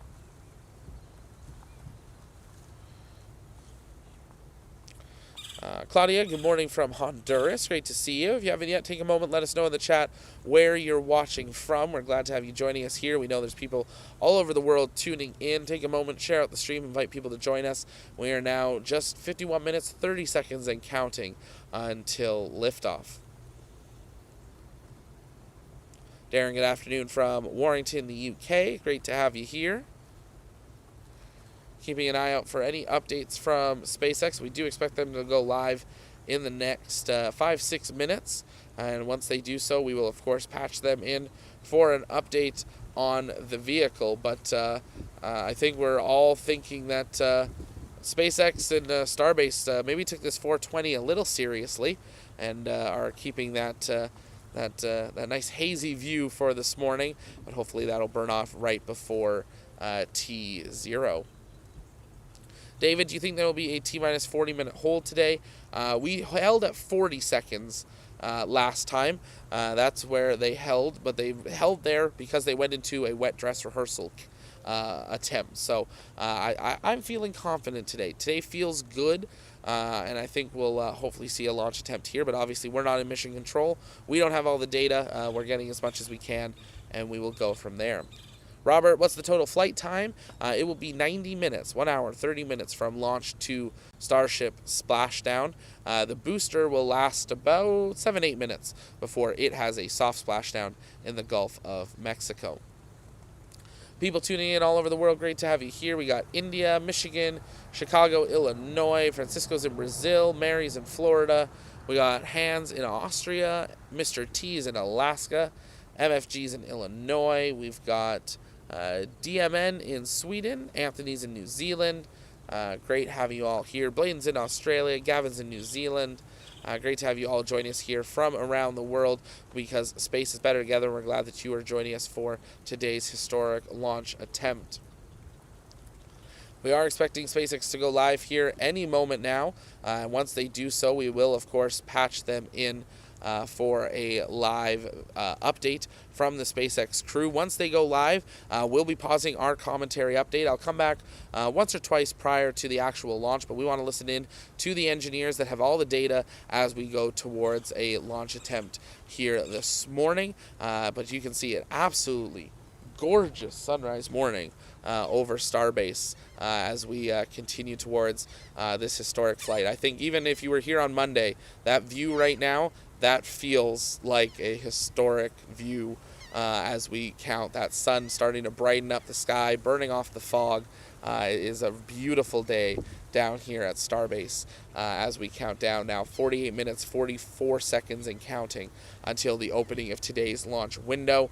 We expect SpaceX to provide an update on the exact T0 time in the next couple of minutes, but it's an exciting day. Ship 24, Booster 7, now almost an hour into propellant loading as we continue towards today's launch attempt. Lots of people tuning in. We got Laura from Colorado, Jackie's in Belgium, Trey's in Seattle, Sissy's in Berlin, Germany. We got Mega in Scotland. Who else do we have here? We have lots of China. We got Liam in Australia. Max is in Florida. We got Warrior in Canton, Georgia. DeWolf is in Belgium. Mehidi, I'm sorry if I'm saying that wrong, in Iran. We got Guy in Ottawa, Canada. Great having you all here with us this morning for today's launch attempt. Ian, how far is the blast radius if this thing blows? Close, big enough that we have emergency procedures here with our mobile studio if it runs on the pad. Because if it runs on the pad, we'll be hit by the blast. It is quite a large blast. If you are down in the area in Port Isabel, South Padre Island, even in Brownsville, if you see it explode on the pad, do not take a picture, hit the ground, cover your ears, open your mouth, cover your head, and hold on. That'll hopefully be able to hold you through it. Do not stay standing. Get flat on the ground as fast as you can because you will have literally seconds before that blast hits you. This is a very active situation. We always say it when we go roadside. You are going into an active launch facility and a test range with a new rocket. We are now into a launch campaign. This is the world's largest rocket with the most ever fuel on board, and we want to make sure safety is priority one. There'll be lots of videos of whatever happens during flight, but we're going to make sure that we stay safe with our team first. We'll try to keep the cameras rolling to the best of our ability and come back with an update should something happen. But the blast radius is quite large. The N1, which was only half the power, not to be downing, did kill people more than 2 miles further away than we are. And this is double the power rocket, so for the blast. So it is a danger zone. Volume wise, it's also going to be quite loud even during nominal flight. We're talking 110 decibels where we are 5.7 miles away. So if you are in the area when it launches, maybe cover your ears. It's going to be quite loud, but enjoy the ride as well. If you're just joining us, welcome here to the launch pad. We are now T-minus 45 minutes, 45 seconds and counting until launch. We are expecting SpaceX to go live here any moment to provide an update on propellant loading as we continue towards today's flight. We are keeping an eye on the WB-57s as we continue. You can see there in the tracker on the top right of your screen.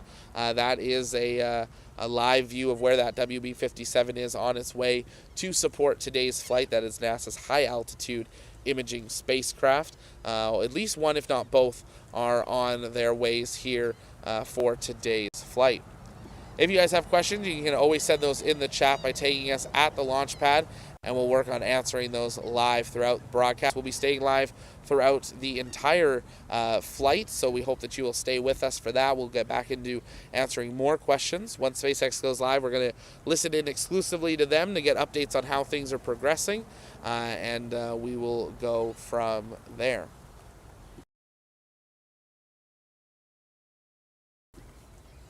We're glad to have you joining us all here today. Fam, what if Starship was combined with SLS? Very different fuel types, so would not fully work, but be a really interesting Franken rocket image that I'm sure Twitter would love. If you're just joining us, though, welcome here to the launch pad. T-minus 44 minutes, 16 seconds, and counting until the opening of today's launch window. We're waiting for SpaceX to begin their live coverage to give us an update on how propellant load and how the weather is going. But looking at the weather conditions here, the clouds are starting to break off. And it is starting to clear. That fog is lifting. We can see the rocket now more visibly, and the skies are starting to open up.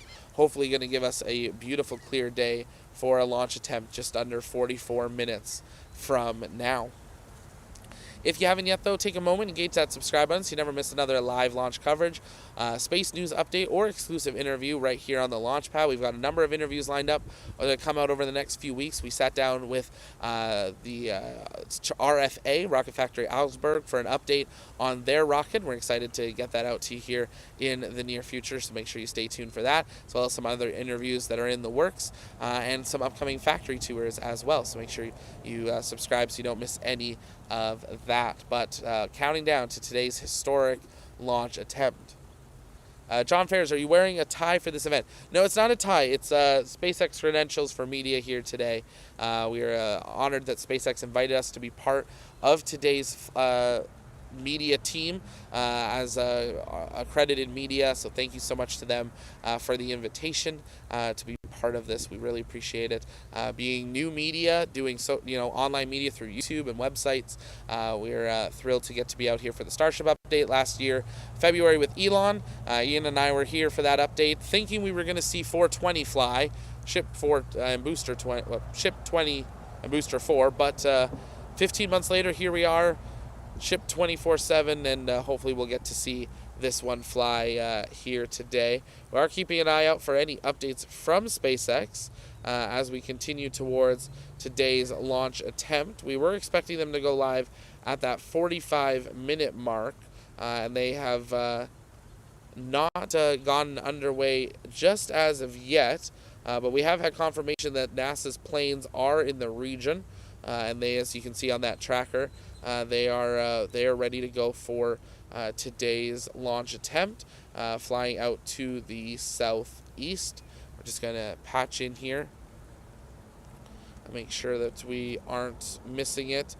Just waiting for SpaceX to get underway with their media team, but we are listening into the mission control audio as we continue through that propellant loading, as we are now getting closer and closer. T-minus 41 minutes, 30 seconds, and counting until launch. Andrew, absolutely. We're going back to the moon, then Mars and beyond, and this vehicle is going to be a major part of that.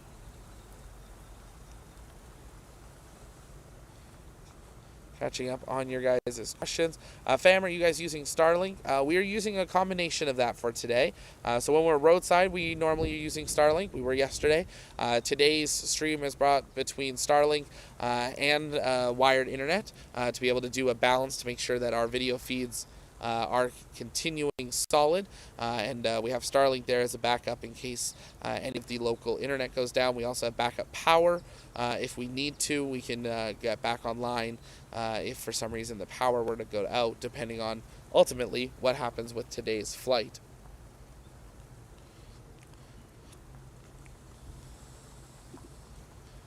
Catching up on your guys' comments and questions in the chat. Make sure you're tagging us in those, and we'll be answering those. Dustin's asking, where is mission control for SpaceX? So they do have a launch control here at Starbase in the building called Stargate. It's being here, but that is where on-site launch control is. But mission control is operating out of Hawthorne in California, just like we see with every other SpaceX mission. That is where a lot of their team is. But if you're just joining us, welcome here to the launch pad. We are at T-minus 40 minutes and counting on the edge of the exclusion zone as we count down to launch of the world's largest, most powerful rocket, Starship, on top of Super Heavy. We are well into propellant low. We're waiting for an update from SpaceX with the webcast team, and we're expecting that to get underway here momentarily. So we're waiting to see that. Looks like they're going to be starting up their feed here at this time, so we'll work on patching that in. in the next minute or so to get an update of how propellant loading is going.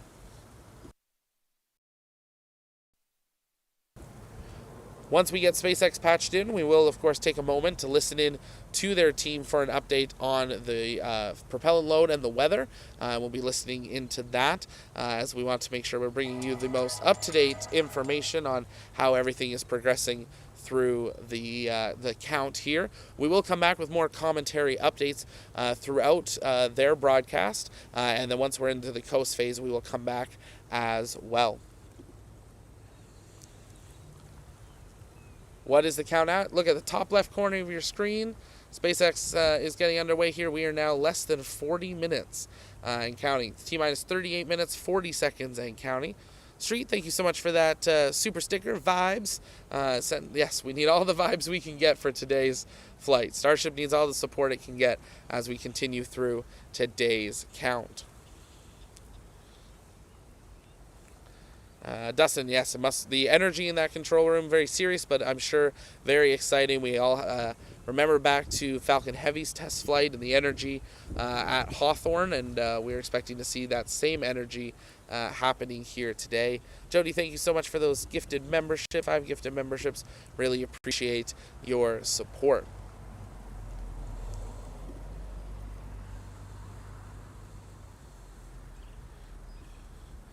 Catching up on here. Baz, when will you and your friends be wearing ear defenders when the Starship launches? We don't have ear defenders, but we will be using the good old-fashioned finger-in-ear trick. We are far enough away that it is safe to listen to the launch without needing necessarily ear defenders for a nominal flight. But if there were something else, we'd be covering those ears as much as we can and getting onto the ground. So we'll be keeping a close eye on that. But we are feeling well. Boss Dawn, thank you so much for those 10 gifted memberships. Really appreciate your support. Appreciate you being here.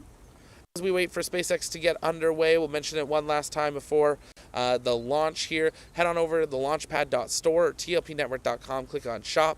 If you use promo code Starship24, you can get 24% off of everything on our shop, including our Starship posters and prints. We're going to be uploading some more of those from launch today, following today's launch attempt. So that promo code will run through the weekend, so make sure you stay tuned for that.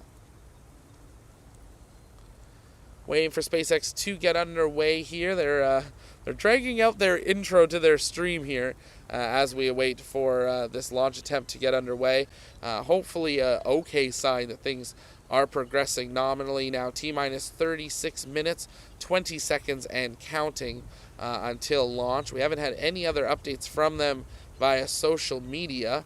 Elon Musk, 55 seconds ago, Starship on track to launch in 37 minutes. So we are a couple of minutes further behind. That explains why the webcast started a little bit later. But that is an incredible update from Elon that they are still go for flight. And now just about 37 minutes until launch here today.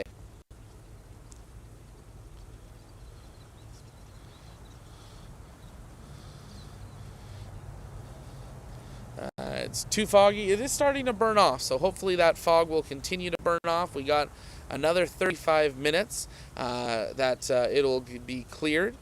Paul, thank you so much for that super chat. Keep up the great work, guys. Rocket and fingers crossed. Appreciate that support, and our fingers crossed are crossed as well. If you guys have any last questions while we wait for SpaceX, we can get those answered. Send those in the chat. Tagging us at the launch pad. Share out the stream. Invite your friends, your families, your enemies to join us as we count down to this incredibly historic launch attempt of the world's largest rocket. We're coming to you live from the edge of the exclusion zone here in Port Isabel, just across from Starbase, Texas.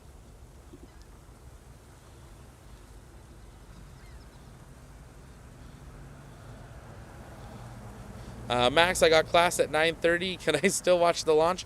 You should go early and tell your teacher to pull up our stream, because I think this is worth her starting class 5 minutes late to be able to watch this. But one thing we wanted to do, we are going to do a little bit of a giveaway of some TLP merch, as well as a copy of the game Starship Shuffle. If you guys want to have an opportunity to win one of those, what you're wanting, all you got to do, super easy, head on over to Twitter or Facebook and take a picture of you watching our live coverage. Show how you're watching the stream, who you're watching with, and make sure that you tag us at the Launchpad on Facebook or TLP_official on Twitter. And we're going to pick some random people on there to win some TLP launch gear and a copy of Starship Shuffle. So get those posts up. Make sure you're putting the link to the stream to invite your friends and family as well, but we want to see how you are watching and where you're watching from for today's historic launch attempt. SpaceX is getting underway, so we're going to listen in to them for an update on today's propellant loading and how today's launch attempt is going. We're at T-minus 35 minutes, 35 seconds and counting away from the historic first flight of Starship. Ship 24 stacked on booster 7. We are well into propellant load, and history is about to be made, and excitement is guaranteed in just a few minutes. We're going to listen in to SpaceX Mission Control for an update on the rocket. Darmok, this one's for you, bud. We miss you. In it, which caused the valve to freeze up when we were loading super chilled liquid oxygen into the booster. Now, these valves are super important because we actually need a pressurant to go back into the tank as we consume propellant, and we actually use a pressurant that comes from the Raptor engines. It's heated down there and then put back in the tank. And so a frozen valve there would be a problem during the launch. Yeah, and that's important. You can think of it like drinking out of a thin plastic water bottle. If you're chugging that water, it crinkles if you don't let air back into it. So we use that hot exhaust gas from the Raptor engines to refill that consumed volume as propellant is depleted. So it was a great find by the countdown, and that's why we have a countdown, is to allow us to find those issues prior to liftoff. So all of that being said, our teams learned a lot over the last 48 hours, and we are ready to give it another go. As many of you know, Starship is the latest and largest vehicle developed to date by SpaceX. It will be the world's most powerful launch vehicle once fully developed and have twice the thrust of the Saturn V rocket. But the key breakthrough with Starship is that it will be fully reusable and capable of carrying up to 150 metric tons of payload to orbit in a reusable configuration and up to 250 metric tons when expendable. Now, for context, Falcon 9 is only partially reusable. We recovered the largest part of the rocket, that's called the first stage, but we don't recover the second stage. And Falcon 9's heaviest payload to date is just over 17 metric tons.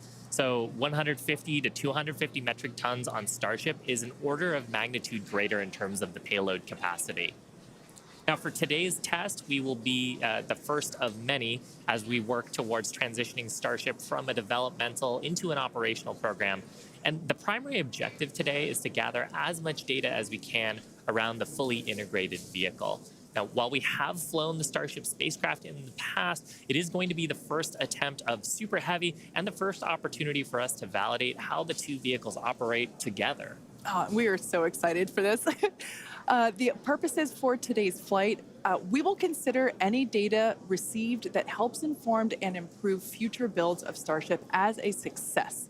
From a milestone standpoint, our main goal is to clear the pad. Every milestone beyond that is a bonus. The further we fly, the more data we can collect. Now, if it does all go well, then we'll expect the Super Heavy to light up its 33 Raptor engines at the base of the vehicle and lift off, clear the pad away down from Starbase, in Starbase, Texas. And then it'll go into ascent. About 3 minutes into its ascent, we're going to expect to see Super Heavy separate from the Starship. It'll perform a flip maneuver, and then it'll execute a boost back burn, and we're going to be targeting a hard landing in the Gulf of Mexico. And while that's happening, we hope to see Starship's 6 second stage engines ignite and watch as Starship coasts for about an hour at altitudes ranging between 150 and 250 kilometers before re-entering Earth's atmosphere and make its own hard landing in the Pacific Ocean about 250-ish kilometers offshore. Now, We are not really expecting many camera views after separation. That is to say, if we even make it that far. But we do promise that whatever views we do have, we will bring them to you live. Yep. We have a couple of ground stations along the way, so if we are able to get good telemetry, assuming we make it that far into the ascent, then of course those will be available on the stream. And also worth mentioning today, like the whole just getting the vehicle off the pad is a complex endeavor. We are going to be trying to reduce complexity by attempting those hard water landings instead of trying a normal landing like you're used to on Falcon 9. Exactly. We are not attempting to recover these vehicles. So yeah, hard landings in store for both. Now, in a little bit, we'll take a closer look at the vehicle and the launch pad. But first, the teams have been doing a tremendous amount of work over the last few months. In fact, there's a great shot of our Hawthorne team up here bright and early to watch the launch. Teams have been prepping really for the last few days, especially to try to get in today's launch attempt.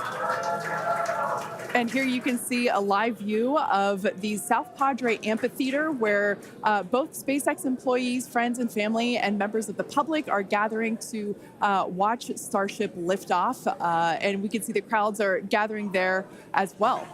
And of course, we want to give a shout out to the SpaceX team. You see them there on screen, members of our launch command, our Star Command Center. That is our Starbase Launch Control Center. Yep, those are the operators today who are going to be reviewing all the data and, of course, giving us the go, no go poll, checking the status to try to get in today's launch attempt just around 27 minutes from now. And one thing I do want to mention, I misspoke. It's not the South Padre Amphitheater, it's the Cameron County Amphitheater. Now, the entire Starship structure on your screen is made from stainless steel. When it's stacked, it stands about 120 meters tall. It's about 9 meters around. And we have this awesome video that shows you just how big that is. You can see one of our technicians there doing some final prep work in advance of today's test. And man, there's the 120-meter monster. The person just keeps getting smaller and smaller. Now, just like Falcon 9, Starship has 2 stages, which we'll talk more about those in a minute. In addition to those 2 stages, Starship actually has a 3rd stage, which we call Stage 0. It consists of all the launch pad infrastructure built around the rocket, as you can see there on your screen, and it's truly an engineering feat in its own right. Yeah, we've got a great shot there of the various different components of it. The pad, the infrastructure, all that is required to get into filling the tanks. Now, let's talk about the Super Heavy. Its name says everything. It's super, it's heavy, it's super heavy. When it's operational, it'll be responsible for providing the power to escape that mighty gravitational pull of Earth that we've got here and take Starship into orbit. The booster itself stands about 70 meters tall and is roughly the same height as a fully integrated Falcon 9, which is just so crazy to me. But this Super Heavy booster has a diameter roughly 2.5 times that of Falcon 9, and with 33 much larger engines. We have a beautiful view here. This is one of my favorite views that we're going to get today. Those are our 33 Raptor engines at the base of the Super Heavy booster. Yep, and you can see they're in a couple of different rings here. So we've got the outer ring of 20 static engines. They're going to be providing a huge amount of thrust today to lift off the entire stack. But then we've got the 13 gimbaling engines in the middle, and they're going to be providing the tilt maneuvers and also helping to reorient the booster as it comes back later in today's flight. Yeah, and when we say gimbal, it's basically tilting or almost wiggling the engines a few degrees and in either direction to allow the booster to steer itself, just as you said, Shiva. And we'll get some great shots later of actually a wiggle test that we perform ahead of liftoff, just to make sure that all of those engines are able to control their full range of control authority. One thing to note, those Raptor engines are completely designed and manufactured in-house. They are, as many of you know that have been following along, they are a reusable methane oxygen staged combustion type engine. So it's a lot of words there. And ultimately, that staged combustion means that we combust the propellant in stages that we kind of pre-combust them in a pre-burner, and by doing so, it allows the engine to be more efficient, i.e. more powerful. Yeah. Now, like Falcon 9, the Super Heavy has 4 grid fins to assist with orienting itself in its return back to Earth. We got a shot of them there beneath the Starship's aft flaps. Now, as we talked about earlier, Super Heavy is not going to be attempting a land landing today. But with this flight test, we're still trying to get as much data as we can. We're focusing on the fundamental systems and operations, so that's the liftoff portion. But we are going to try to get some data on how the fins work for that water landing that Super Heavy is going to be making after ascent. I love that great view of the fins there. Now, Starship, or the spacecraft, is the second stage, and it makes up the top portion of the vehicle. It's designed for carrying passengers and cargo to Earth orbit and beyond. It stands about 50 meters tall, which is a little taller than the Statue of Liberty. It's comprised of 6 Raptor engines, 3 sea level and 3 vacuum engines, which are optimized to operate in the vacuum of space. And they provide a maximum of 258,000 tons of thrust in vacuum. Spacecraft is also outfitted with 4 flaps to help aerodynamically control the vehicle's attitude, which you can see those 2 forward flaps there on your screen now.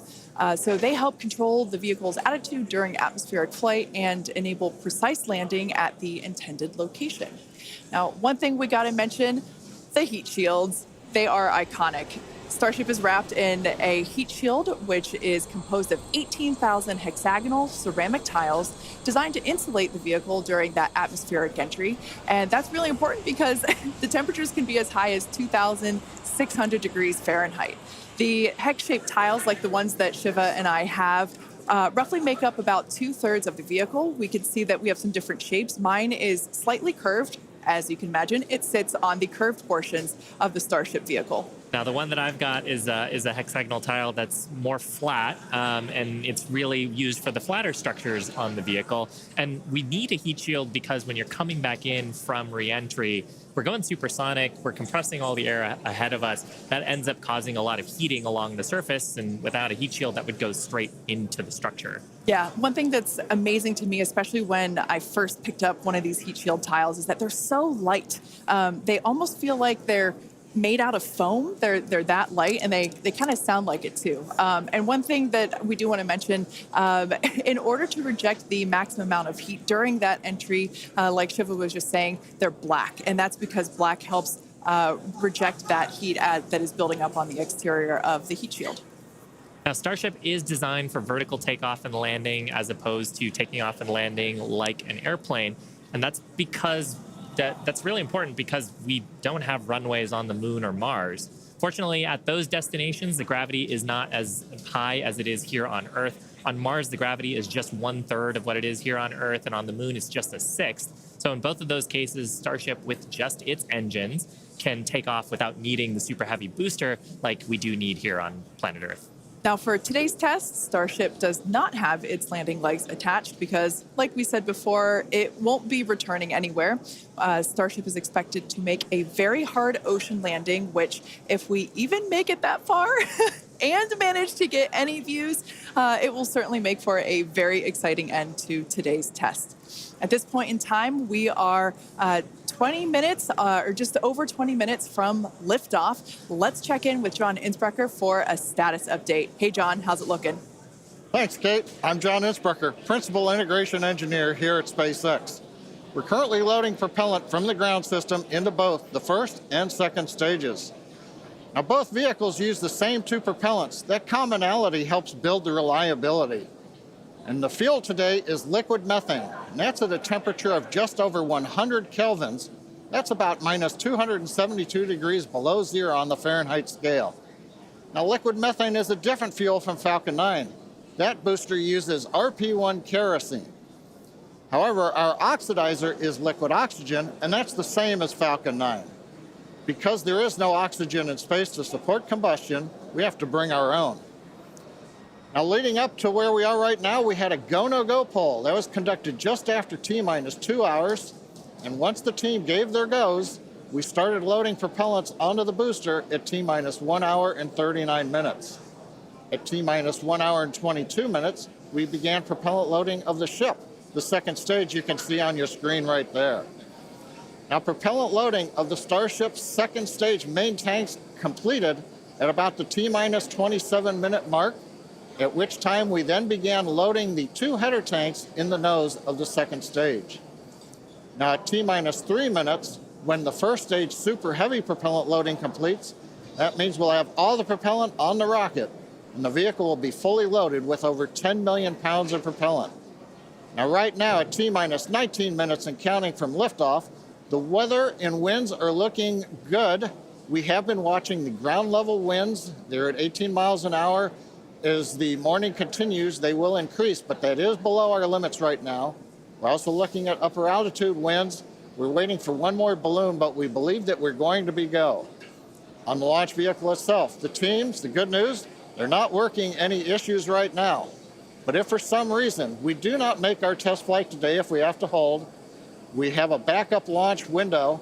However, we're not sure when it would be. It could be 24 or 48 hours after today. It'll depend on how far we get into the countdown. But right now, heading for a T0 at 8:28 Central, 13:28 Universal Time. Kate, everything is looking good. Awesome news. Now, in order to make life multiplanetary, we need a fully reusable vehicle that's capable of carrying a huge amount of cargo and a lot of people to orbit and have a pretty quick turnaround.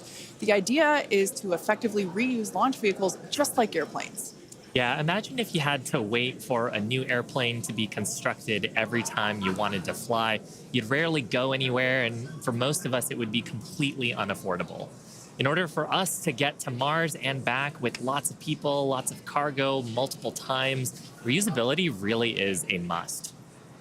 In advance of our first missions to Mars, Starship will execute a number of missions with both cargo and people, starting with Earth orbit and eventually expanding to the Moon and beyond. Now, in the near term and a bit closer to home, Starship will also be critical to other programs.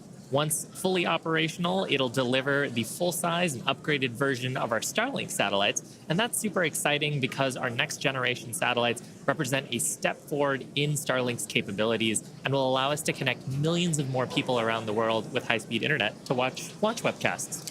Such an exciting future ahead of us, but first, let's talk a little about how we got to where we are today.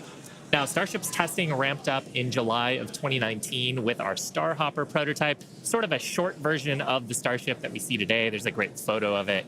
It was just over 18 meters tall. It had a single Raptor engine, and we had it to test fly and perform low-level altitude maneuvers and attempt landing. The initial test flight, or hop, reached about 20 meters in altitude. That was followed by the one that you've got on your screen here. This was our 150-meter altitude hop. We went up, took a little jaunt away, about 100 meters or so away from the launch pad, used that Raptor engine to fly and actually land. And actually, this hopper is actually down at Starbase now. Yeah, I love this shot. It's just so fun to see it fly. After a series of 150-meter hop tests with earlier prototypes, the Starship program saw a major breakthrough during a test flight of the vehicle known as serial number 8, or SN8. You can see it there on your screen now. In December 2020, SN8 demonstrated a first-of-its-kind controlled aerodynamic descent and landing flip maneuver. 2 words, belly flop. The SN8 prototype rose to an altitude of 12.5 kilometers or 7.8 miles and conducted a belly flop maneuver, which you see there, during its descent. While it didn't stick the landing, the test was a major milestone in the development of Starship. In fact, we should be able to see that unfortunately failed landing. Boom. It was fun to watch, though. Rapid unscheduled disassembly, but learned a lot of data. Now, the testing continued on to prototype serial number 9. It took a 10-kilometer flight. That's about 6.2 miles up. In February of 2021, we had a nominal ascent. We executed the engine cutoffs once we got to the top of the altitude window. We did that belly flop maneuver, which is so much more fun to say than controlled descent, aerodynamic maneuver. That was all stable, but unfortunately, we had a dramatic end on this flight as well. We had a failure on one of the engines that resulted in another pretty large fireball. But what was really cool about both of those flights was how much we learned just between serial numbers 8 and 9 and how quickly we were able to achieve our primary objectives in those 2 flights. In addition to that, we got so much data that demonstrated control of the vehicle in that subsonic regime. Ultimately, we performed 9 Starship high-altitude test flights in total. And then, as you see on your screen there, in May of 2021, SN-15 launched from Starbase, reached an altitude of about 10 kilometers, performed a number of maneuvers, and safely returned to the launch site. This was the first Starship prototype to fly, control its descent, safely land, and be recovered in one piece. And people were cheering like crazy I was after one of that them. test flight. Now, having achieved those successes in our suborbital campaign, one of the next big challenges is for the upper stage when it comes to reusability and surviving the hypersonic, really high heating phase of entry. Combined with the later ability to refill Starship's tank with propellants, the fuel and oxygen, while we're on orbit, that will enable us to have a fully reusable transportation system that's designed to carry both crew and cargo on long duration missions, interplanetary flights, and will help humanity get to the moon, travel to Mars, and beyond in our solar system. This is all just basically our path of progress, basically an iteration on each vehicle. And that iterative process is a core part of how we work here at SpaceX. We like to test early and often, publicly as well in our case, and that's both for hardware and software. And while it doesn't always go as expected, we learn so much from it, and it informs our next attempt. Yeah, we learn a lot from actually putting the vehicle through flight-like tests. Even the test on Monday gave us an opportunity to learn more about the vehicle into today's launch attempt, and so far things are looking really good. Now, we are continuing into our countdown. We're about T-minus 12 minutes to go. I think it's a perfect time for another check-in with John Insparker. How's it going, John? Well, Shiva, the good news is that the nets are quiet. The teams are currently working. No significant launch vehicle issues. You can see the T clock there on your screen, T-minus 12 minutes, 10 seconds, and counting. Propellant loading is continuing on both the Super Heavy and the ship stages. You can see the graphic on the left-hand side of the screen. Most recently, we began loading liquid oxygen and liquid methane fuel into the header tanks on Starship. Those are 2 small tanks just underneath the nose of the second stage. Now that started at T-minus 27 minutes. That'll be wrapping up at about that will be wrapping up about T-minus 9 minutes. Now the Starship second stage main fuel and LOX tanks are loaded for flight right now. The Super Heavy first stage booster propellant loading is continuing, and that'll go till about T-minus 3 minutes. We're underway with engine chill as we get ready for T0, and we're also configuring the launch pad for liftoff. The booster hold downs have been unlatched. They'll be ready to retract at liftoff, and the second stage quick disconnect is beginning its configuration for release. The methane and liquid oxygen propellants currently going to the second stage go through that quick disconnect. That's that arm that reaches out from the tower to the base of the second stage. The SpaceX team continues to check in with the Coast Guard. Good news is we've not heard any reports of boats in the safety perimeter as the launch vehicle heads out over the Gulf of Mexico. So right now, T-minus 10 minutes, 40 seconds, and counting. Everything continues to go well for an on-time launch. Now, today's test flight is taking place out of our Starbase facility in South Texas, and that test site has gone through a huge amount of development over the last couple of years. One thing I want to point out, this is a great view from our drone. Not only can we see the pad, but in the fog, kind of in the distance, in the background and to the left of the pad, you can actually see our production facility, which is the other part of Starbase in addition to the launch pad. Of course, as part of rapidly iterating with our test program, we're also rapidly iterating on our production system to produce Starships and Super Heavies. Last year, the Starbase team produced 4 Starship Super Heavy boosters and 5 Starships, along with their 200th Raptor 2 engine, and they're only scaling up from there, Kate. Yeah, it's incredible to think that for 2023, production has 5 boosters and 8 Starships going. So it's incredible. And it's important to have that system fill in basically the manufacturing line so that we have product ready to go as soon as we're done with this test. Yeah, exactly. And ultimately, I mean, we talked about how Starship is an order of magnitude more payload to orbit. But if you're going to go set up a base on the moon or Mars, you're going to need thousands of metric tons of propellants. And so you're going to need a fleet of vehicles that's capable of doing that. Yeah, one thing to note, Starbase directly employs more than 1,800 employees. It's the largest employer in the area, in fact. And we're very thankful to Cameron County for being so supportive. This is a view from the Cameron County Amphitheater. And there's a crowd there, and you could tell by the energy here in Hawthorne as well that everyone's getting really exciting. I feel my own heart rate going up and up. I know. It must be really, really exciting to go see this. And I mean, just the sheer amount of power on Starship, you're going to feel it down there when this thing lifts off from the pad. We've actually got a great shot here of the natural surroundings around the pad. Oddly enough, most of the pads end up being around sort of wild locations like this. But coming up on T-minus 8 minutes, I think it's another good time for check-in with John. Thank you, Shiva. T-minus just over 8 minutes to the first test flight of Starship. Currently, we are pressurizing second stage. We are also closing out liquid oxygen and fuel header loads on the second stage. We're also getting ready for propellant load tank pressurization on the first stage. In fact, we are just now closing out header tank load on the second stage. Now with the header tanks loaded and closed out, that means we're down to just the first stage to finish loading. That'll finish about T-minus 3 minutes. And at that point, when both stages are loaded, we will have the 10 million pounds of liquid propellant on board. Now in the next few minutes, the guidance system will begin its final alignment for flight during a quiet period when the rocket's not doing anything.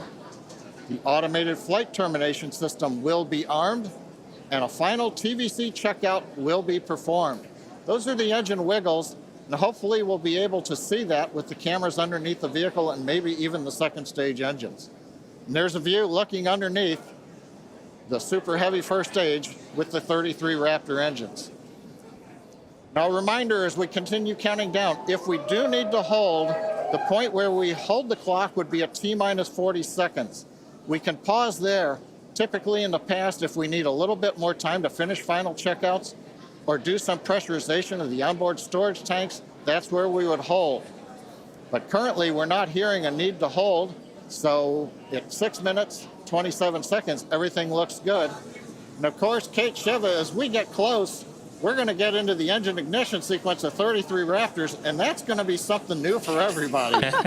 I cannot wait for that moment. So for those of you that are familiar with how we launch Falcon 9 rockets, you probably know that we light all 9 of those first stage Merlin 1D engines all at once. It's pretty different than what we do, or what we're attempting to do today. We're actually going to be igniting those 33 engines in banks or clusters, and that sequence starts at T-minus 6 seconds. Yeah, and the ignition sequence is a little bit different, both in terms of the timing and also the ignition method.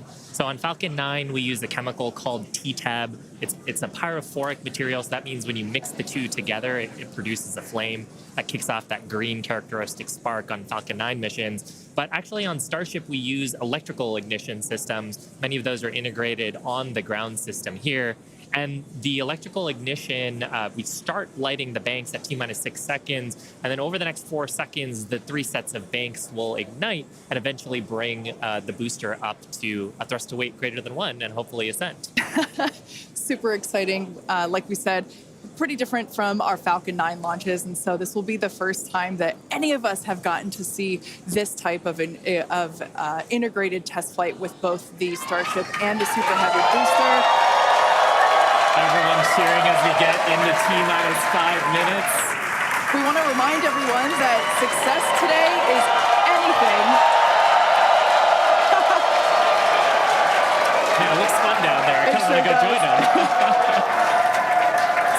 For today, success is anything that we learn that helps improve the future builds of Starship. If we lift off and clear the pad, we're calling that a win. A great shot of the pad there, a great shot of the quick disconnect on the second stage. You can see the frost line on the booster where that methane is fully topped up. I think we're just coming up on the last few minutes here of propellant fill on the booster. Now that quick disconnect is going to separate away as we actually get into the ignition sequence, but it's providing electrical connections now and also providing the propellants that we're loading into the vehicle. Yeah. We're just now under 4 minutes until liftoff of the Starship flight test. We've been following along for what honestly seems like days and days now, but really it kind of comes down to years. It has been a long time to get to where we are today. Now, fast forwarding a little bit, we have the opportunity to hold, if necessary, at 40 seconds, and we are able to hold there for about 15 minutes or up to 15 minutes and still be able to lift off. Yeah, and that's a little bit different from Falcon for the propellant sequence on Falcon that we don't have the opportunity to hold. So that's a cool new capability on Starship. Yep. Right now, T-minus 3 minutes, 10 seconds and counting. We got some great views from the drone. It's nice that the fog is slowly lifting. We get some of the blue skies, hopefully good views. What we're waiting for right now is closeout of propellant loading on the first stage. That should be wrapping up here shortly. In fact, it looks like fuel fill and drain valves are coming closed. That means first stage is fully loaded, second stage fully loaded, and that 10 million pounds of propellant on board the Starship launch vehicle. I want to take a quick moment to say that the crowd energy here is electric. I feel like it's Falcon Heavy test demo all over again. And hopefully you'll hear us as we get into the plus count. But right now, next activity is coming up. The flight termination system arms at T-minus 2 minutes. Thrust vector control checkouts at T-minus 2 minutes. And then after that, major activity will be the T-minus 40-second gate. There's the view looking up at the 33 Raptor engines.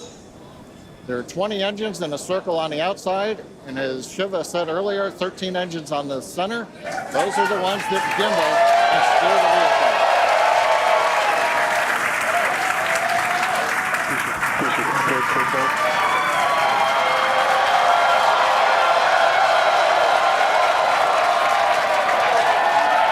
I don't think I've ever seen someone so excited for TVC wiggles. Love this view. These are the 33 Raptor engines at the base of the Super Heavy booster. I think we can see those wiggles now. We're currently inside 90 seconds. Next major activity, T-minus 40 seconds. That is a gate, a decision point. We're waiting. Possibility the propulsion team may need a few minutes. Flight termination system is armed for flight. We're getting ready for T-minus 1 minute and counting. No, T-minus 1 minute and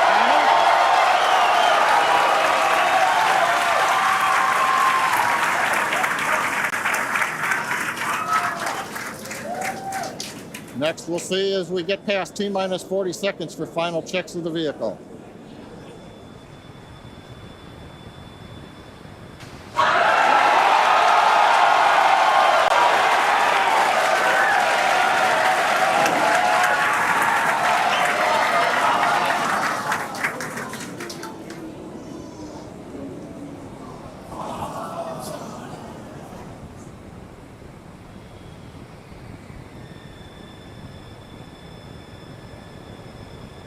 Okay, you can see the clock has recycled. Flight director has called a hold. We are recycling. For the moment, we'll see where they move the clock back to. They could hold at T-minus 40 seconds. They could go to an earlier point. Give us a minute to listen into the nets, and we'll see if we can get you more information to share.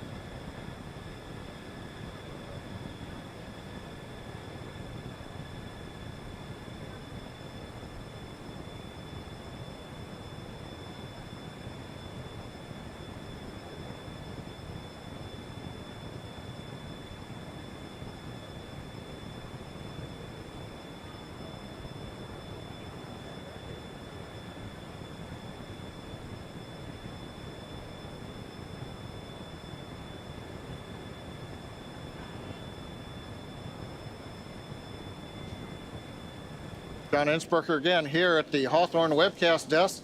We're holding at T-minus 40 seconds. What we've heard so far is we have a couple of issues we're working. One is the booster tank pressurization. Final pressurization was just a little bit long. That's not unusual. We've held at T-minus 40 seconds before to pressurize. That appears to have been resolved. At the same time on the second stage, they're working some final purging. We should know very shortly if that is cleared and if we'll continue the countdown. Everyone, especially that person, is excited to keep going. Like John said, we should know shortly if we are able to continue. But as we mentioned before, we are able to hold up to 15 minutes and still be able to lift off today. Yeah, on Falcon 9, it's a little bit different. Once we start propellant loading, we pretty much have to go at the targeted time. Otherwise, the propellants can warm up and we may not have the performance for that particular mission profile. It's a little bit different on Starship. Folks, if I can interrupt, yeah, it looks like they're clearing all the flags, and we're going to release at T-minus 40 seconds. That is amazing news. Amazing.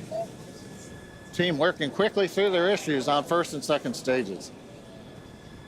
And I'm sure all of the rehearsals and simulations that they've been doing have prepared them to evaluate this data quickly to try to get us in for today's launch attempt. For those of you just joining, we have a brief hold at the T-minus 40 second mark. The team is resolving one issue with the bleed purge on the stage 2 Raptors. Like John just said, the teams are quickly working that, and it looks like the flags are being cleared as we speak. So we should be able to resume the launch countdown any moment now. And it's worth noting on Starship that once we resume the countdown, it restarts from the 40-second period, and then we keep going unless another condition pops up. So stick around because Starship could be going here real soon. Don't walk away, that's for sure. Amazing views here coming to us from Starbase, Texas. Cheering to close the start again.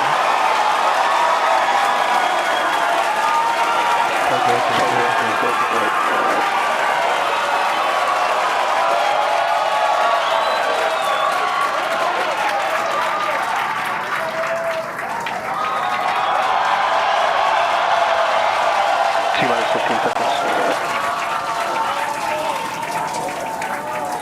10, 9, 8, 7, 6, 5, 3,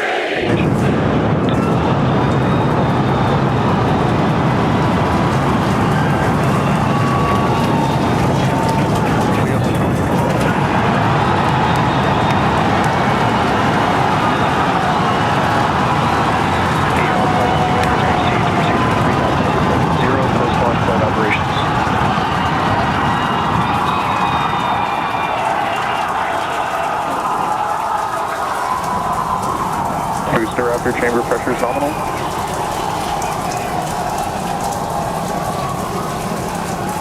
T-plus 43 seconds into the test flight of the inaugural Starship vehicle. Tower cleared, we're into pitch over.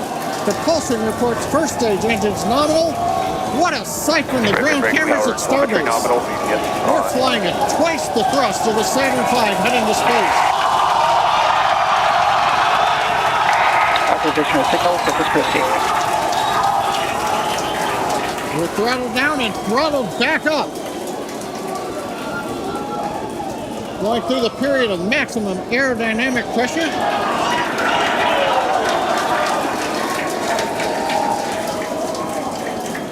As the velocity increases, the density of the atmosphere is decreasing. Max Q. Lessening stress on the vehicle. The call out, max Q now.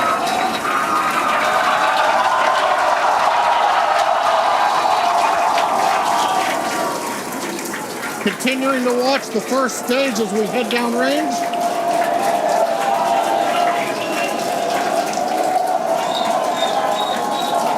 A 100 seconds into flight.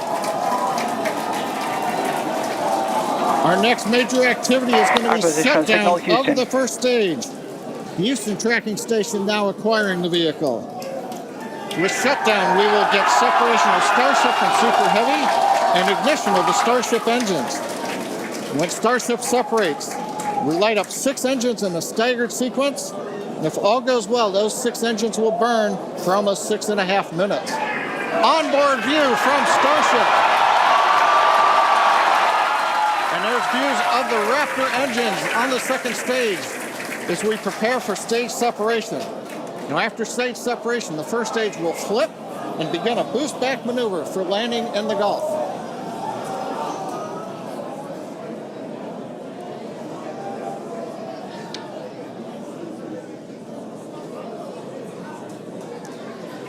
Continuing to fly, 2 minutes 40 seconds. Let's get ready for main engine cutoff. Booster engine cutoff. Beginning the flip for stage separation.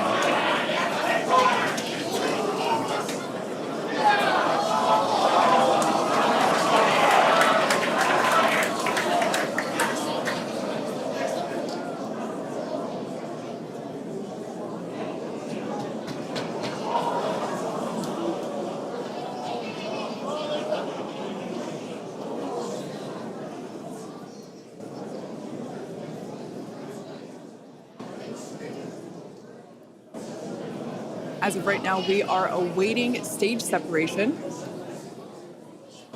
where Starship should separate from the Super Heavy booster. Yeah, Kate, right now it looks like we saw the start of the flip, but obviously we're seeing from the ground cameras the entire Starship stack continuing to rotate. We should have had separation by now. Obviously, this is does not appear to be a nominal situation. Yeah, it does appear to be spinning, but I do want to remind everyone that everything after clearing the tower was icing on the cake.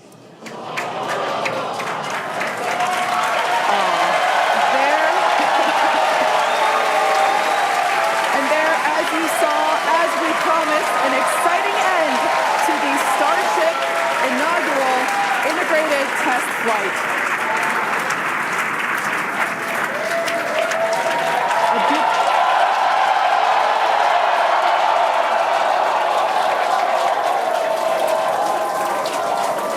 Everyone here absolutely pumped to clear the pad and make it this far into the test flight, the first integrated flight of the booster and the Starship vehicle.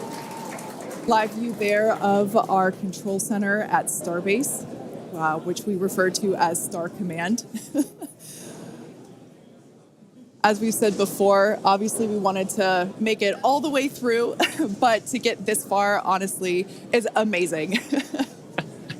Well, if you're just joining us, Starship just experienced what we call a rapid unscheduled disassembly, or a RUD, during ascent. But now this was a development test. This is the first test flight of Starship, and the goal was to gather the data, and as we said, clear the pad and get ready to go again. So you never know exactly what's going to happen, but as we promised, excitement is guaranteed. And Starship gave us a rather spectacular end, what was truly an incredible test thus far. As we mentioned at the start of today's program, any and all the data that we collected during the test is going to help us with further development of Starship, and it's going to improve the vehicle's reliability as SpaceX seeks to make life multiplanetary. It's really worth noting that the flight path was designed to be over water and all the air and sea space. Along with that flight path and those surrounding areas were cleared in advance of the test. And of course, we're going to be coordinating with local authorities for the recovery operations. But honestly, what an exciting morning. Oh my gosh. We had a successful liftoff from Starbase, Texas at 8:28 a.m. Central Time. We cleared the tower, which honestly was our only hope. We cleared the tower, and all the data that we collected all the way through all those Raptor, those 33, although I think we saw that 3 Raptor engines were out, but we got all that data, and we got so far as to hoping to see the Starship, the second stage, separate from the first stage, the Super Heavy booster. And unfortunately, we didn't make that happen, but that's okay. It was the first integrated launch, and honestly, today was amazing. Absolutely incredible day. We made it through a number of those initial test objectives with getting booster ascent, getting all the way through the countdown, working some issues at the end. Like, totally really fantastic day. Got through the gate at T-minus 40 seconds on the second try. everything released, the hold downs, the quick disconnect arms, everything moves out of the way. And then we got the vehicle off of the pad, through max Q, all the way up to stage separation, even starting into the prep for stage sep.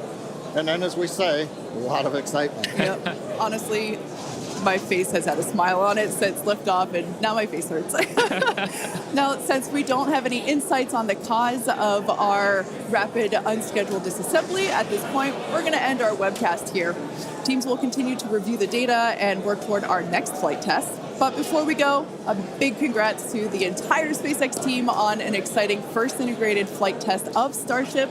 And of course, a shout out to our viewers. We appreciate you joining us. And as always, we thank you for your interest in Starship, SpaceX, and your ongoing support. Till next time.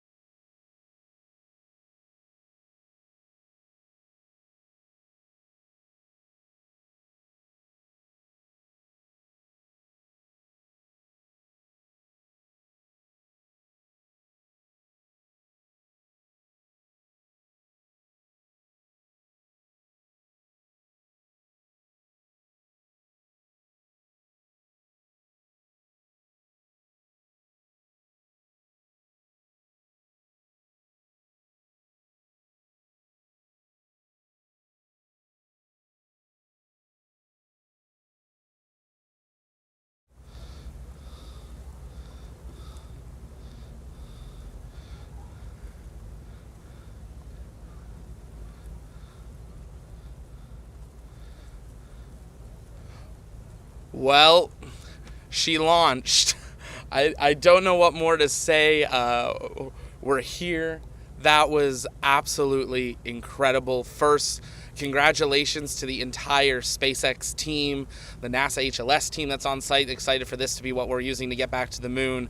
But to Elon, to the SpaceX crew, truly incredible flight. The darkness that you are seeing behind me is actually the plume. We're going inside. Oh, yeah.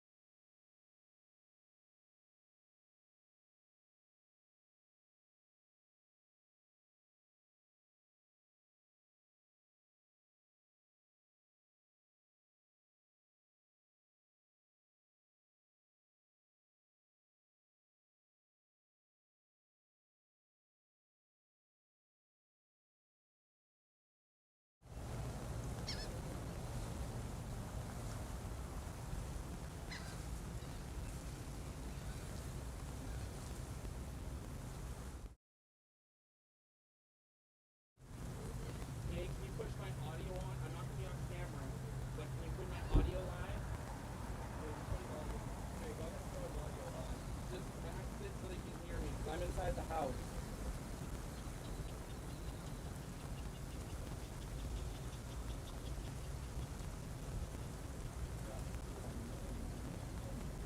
Hello everyone, we are coming to you from now inside the house. We are 5.7 miles away. We rushed in there to want to take a picture. We had some very small black-brown particles, almost like a dust, fall from the sky. It looks like it's stopped, so we'll come back out here in just a second and give you an update.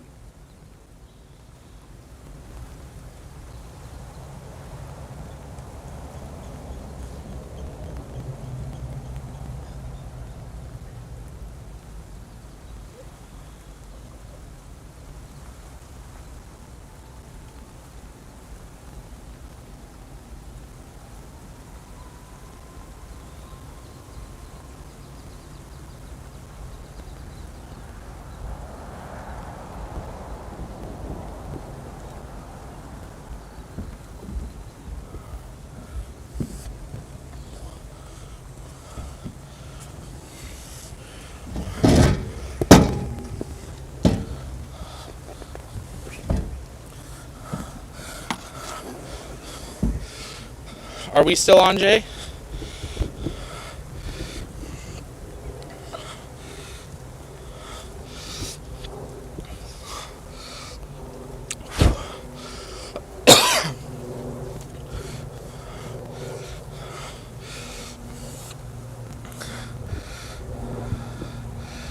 Okay, hello everyone. We are back. Jay, if you can get our camera back on. We have some pictures that we can pull up here from on our phone. I'm not too sure what this is, but if you're just joining us, hello. We are reporting 5.7 miles away from the pad where Starship had an incredible first flight. It made it through max Q and got to the point of stage separation. Started to give you an update on what a incredible flight is, and we started having almost like a dust debris start to fall. I don't know how clear this is going to come through on the camera, but we'll see. I don't know if Jay can pull me full screen here. But this was a debris dusting that started to fall. Absolutely everything is covered. It's a light dusting. It looks like it lined up with when the exhaust cloud reached us. It came very quickly. Not entirely sure what it is. It almost looks like some sort of like a dust. It started as more of a liquid, and it's dried off as a dust. It's not expected. This is from the vehicle, but most likely from the exhaust that fell itself. We're slowly cleaning everything up here, but sorry for dropping and running there. We always want to make sure we're putting safety first, and with it falling as a liquid, we weren't sure what it was. We've all done a wash off very quickly, so we should be okay. But quite a moment. Not something we were expecting to deal with right after that incredible historic flight. But it has stopped. The sky's cleared off. The exhaust cloud is gone. But quite the ending to a stream there. Apologies for not keeping that super pro there. But want to make sure that we put safety first for our crew. But if you're just joining us, welcome here to the launch pad. Starship has flown for the first time. History has been made, making it through max Q. I'll see if Ian still has the picture. We've had confirmation of at least 6 engines failing on Booster 7. This was from a photo from, I believe it was Zach Golden with CSI Starbase, tweeting out a picture here of the booster. I'll bring this up on screen here for you guys. We'll, of course, tweet these out. Oh, it might be hard to see, but that is looking at the bottom of Booster 7. At least 6 engines failing. We have 1 failed engine in the center ring, We have, looks to be no failed engines in the middle ring, and we have had at least 5 failed engines on the outer ring. Starship requiring at least 30 to 31 engines normally to make it to orbit. So more than they were.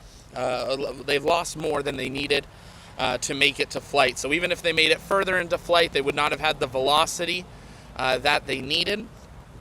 Starship went to stage separation, and from the sights that we saw there on SpaceX's feed, we lost it in the clouds here. It looks like Starship failed to separate from the booster. The ship itself, they began the pitch maneuver of the booster to do the stage separation, and it looks like Starship failed to separate. Of course, we'll get updates from SpaceX and Elon periodically. We're going to keep an eye out for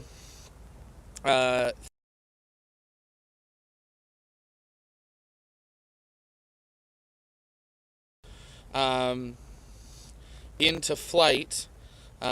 We are tweeting some of these pictures here just to see if we can have a little bit of information on what this kind of debris, dust is.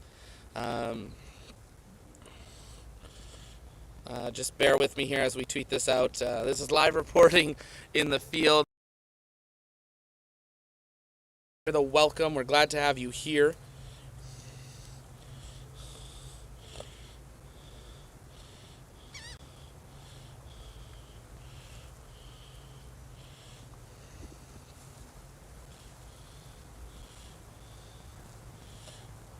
Just getting this info out.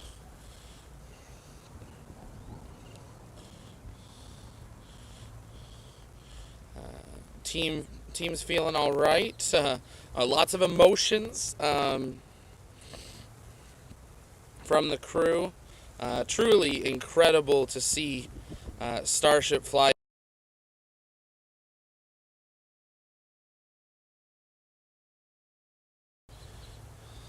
A little bit of an insight on what it was like actually here on site, and we'll of course answer your questions. If it was your first time here though, make sure you engage that subscribe button so you never miss another live launch coverage, docking, undocking, or return to Earth coverage or exclusive interviews.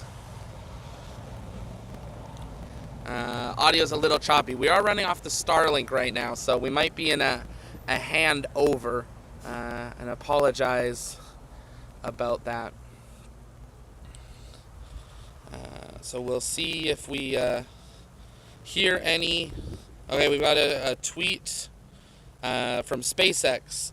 As the flight test was not exciting, as if the flight test was not exciting enough, Starship experienced a rapid unscheduled disassembly before stage separation. Teams continue to review data and work towards our next flight.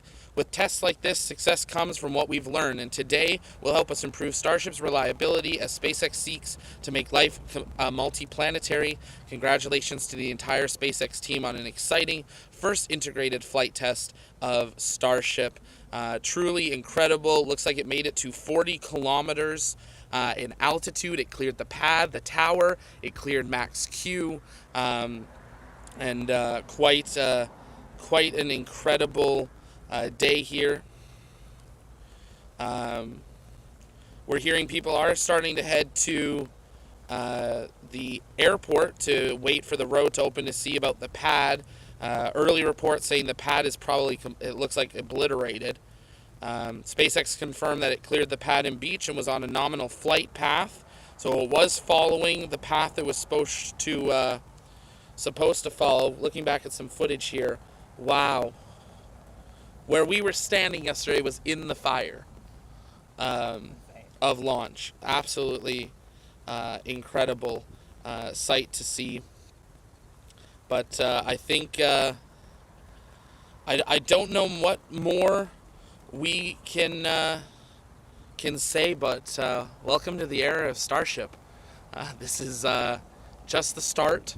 This is a vehicle that'll not only commercialize low Earth orbit, but it will take all of humanity to the moon and to Mars and enable us to study our solar system and even out into our universe at a much greater level and scale than we ever have before. Starship will enable us to research and study more things than we thought we could. It'll enable us to develop things in low Earth orbit more than we thought we could.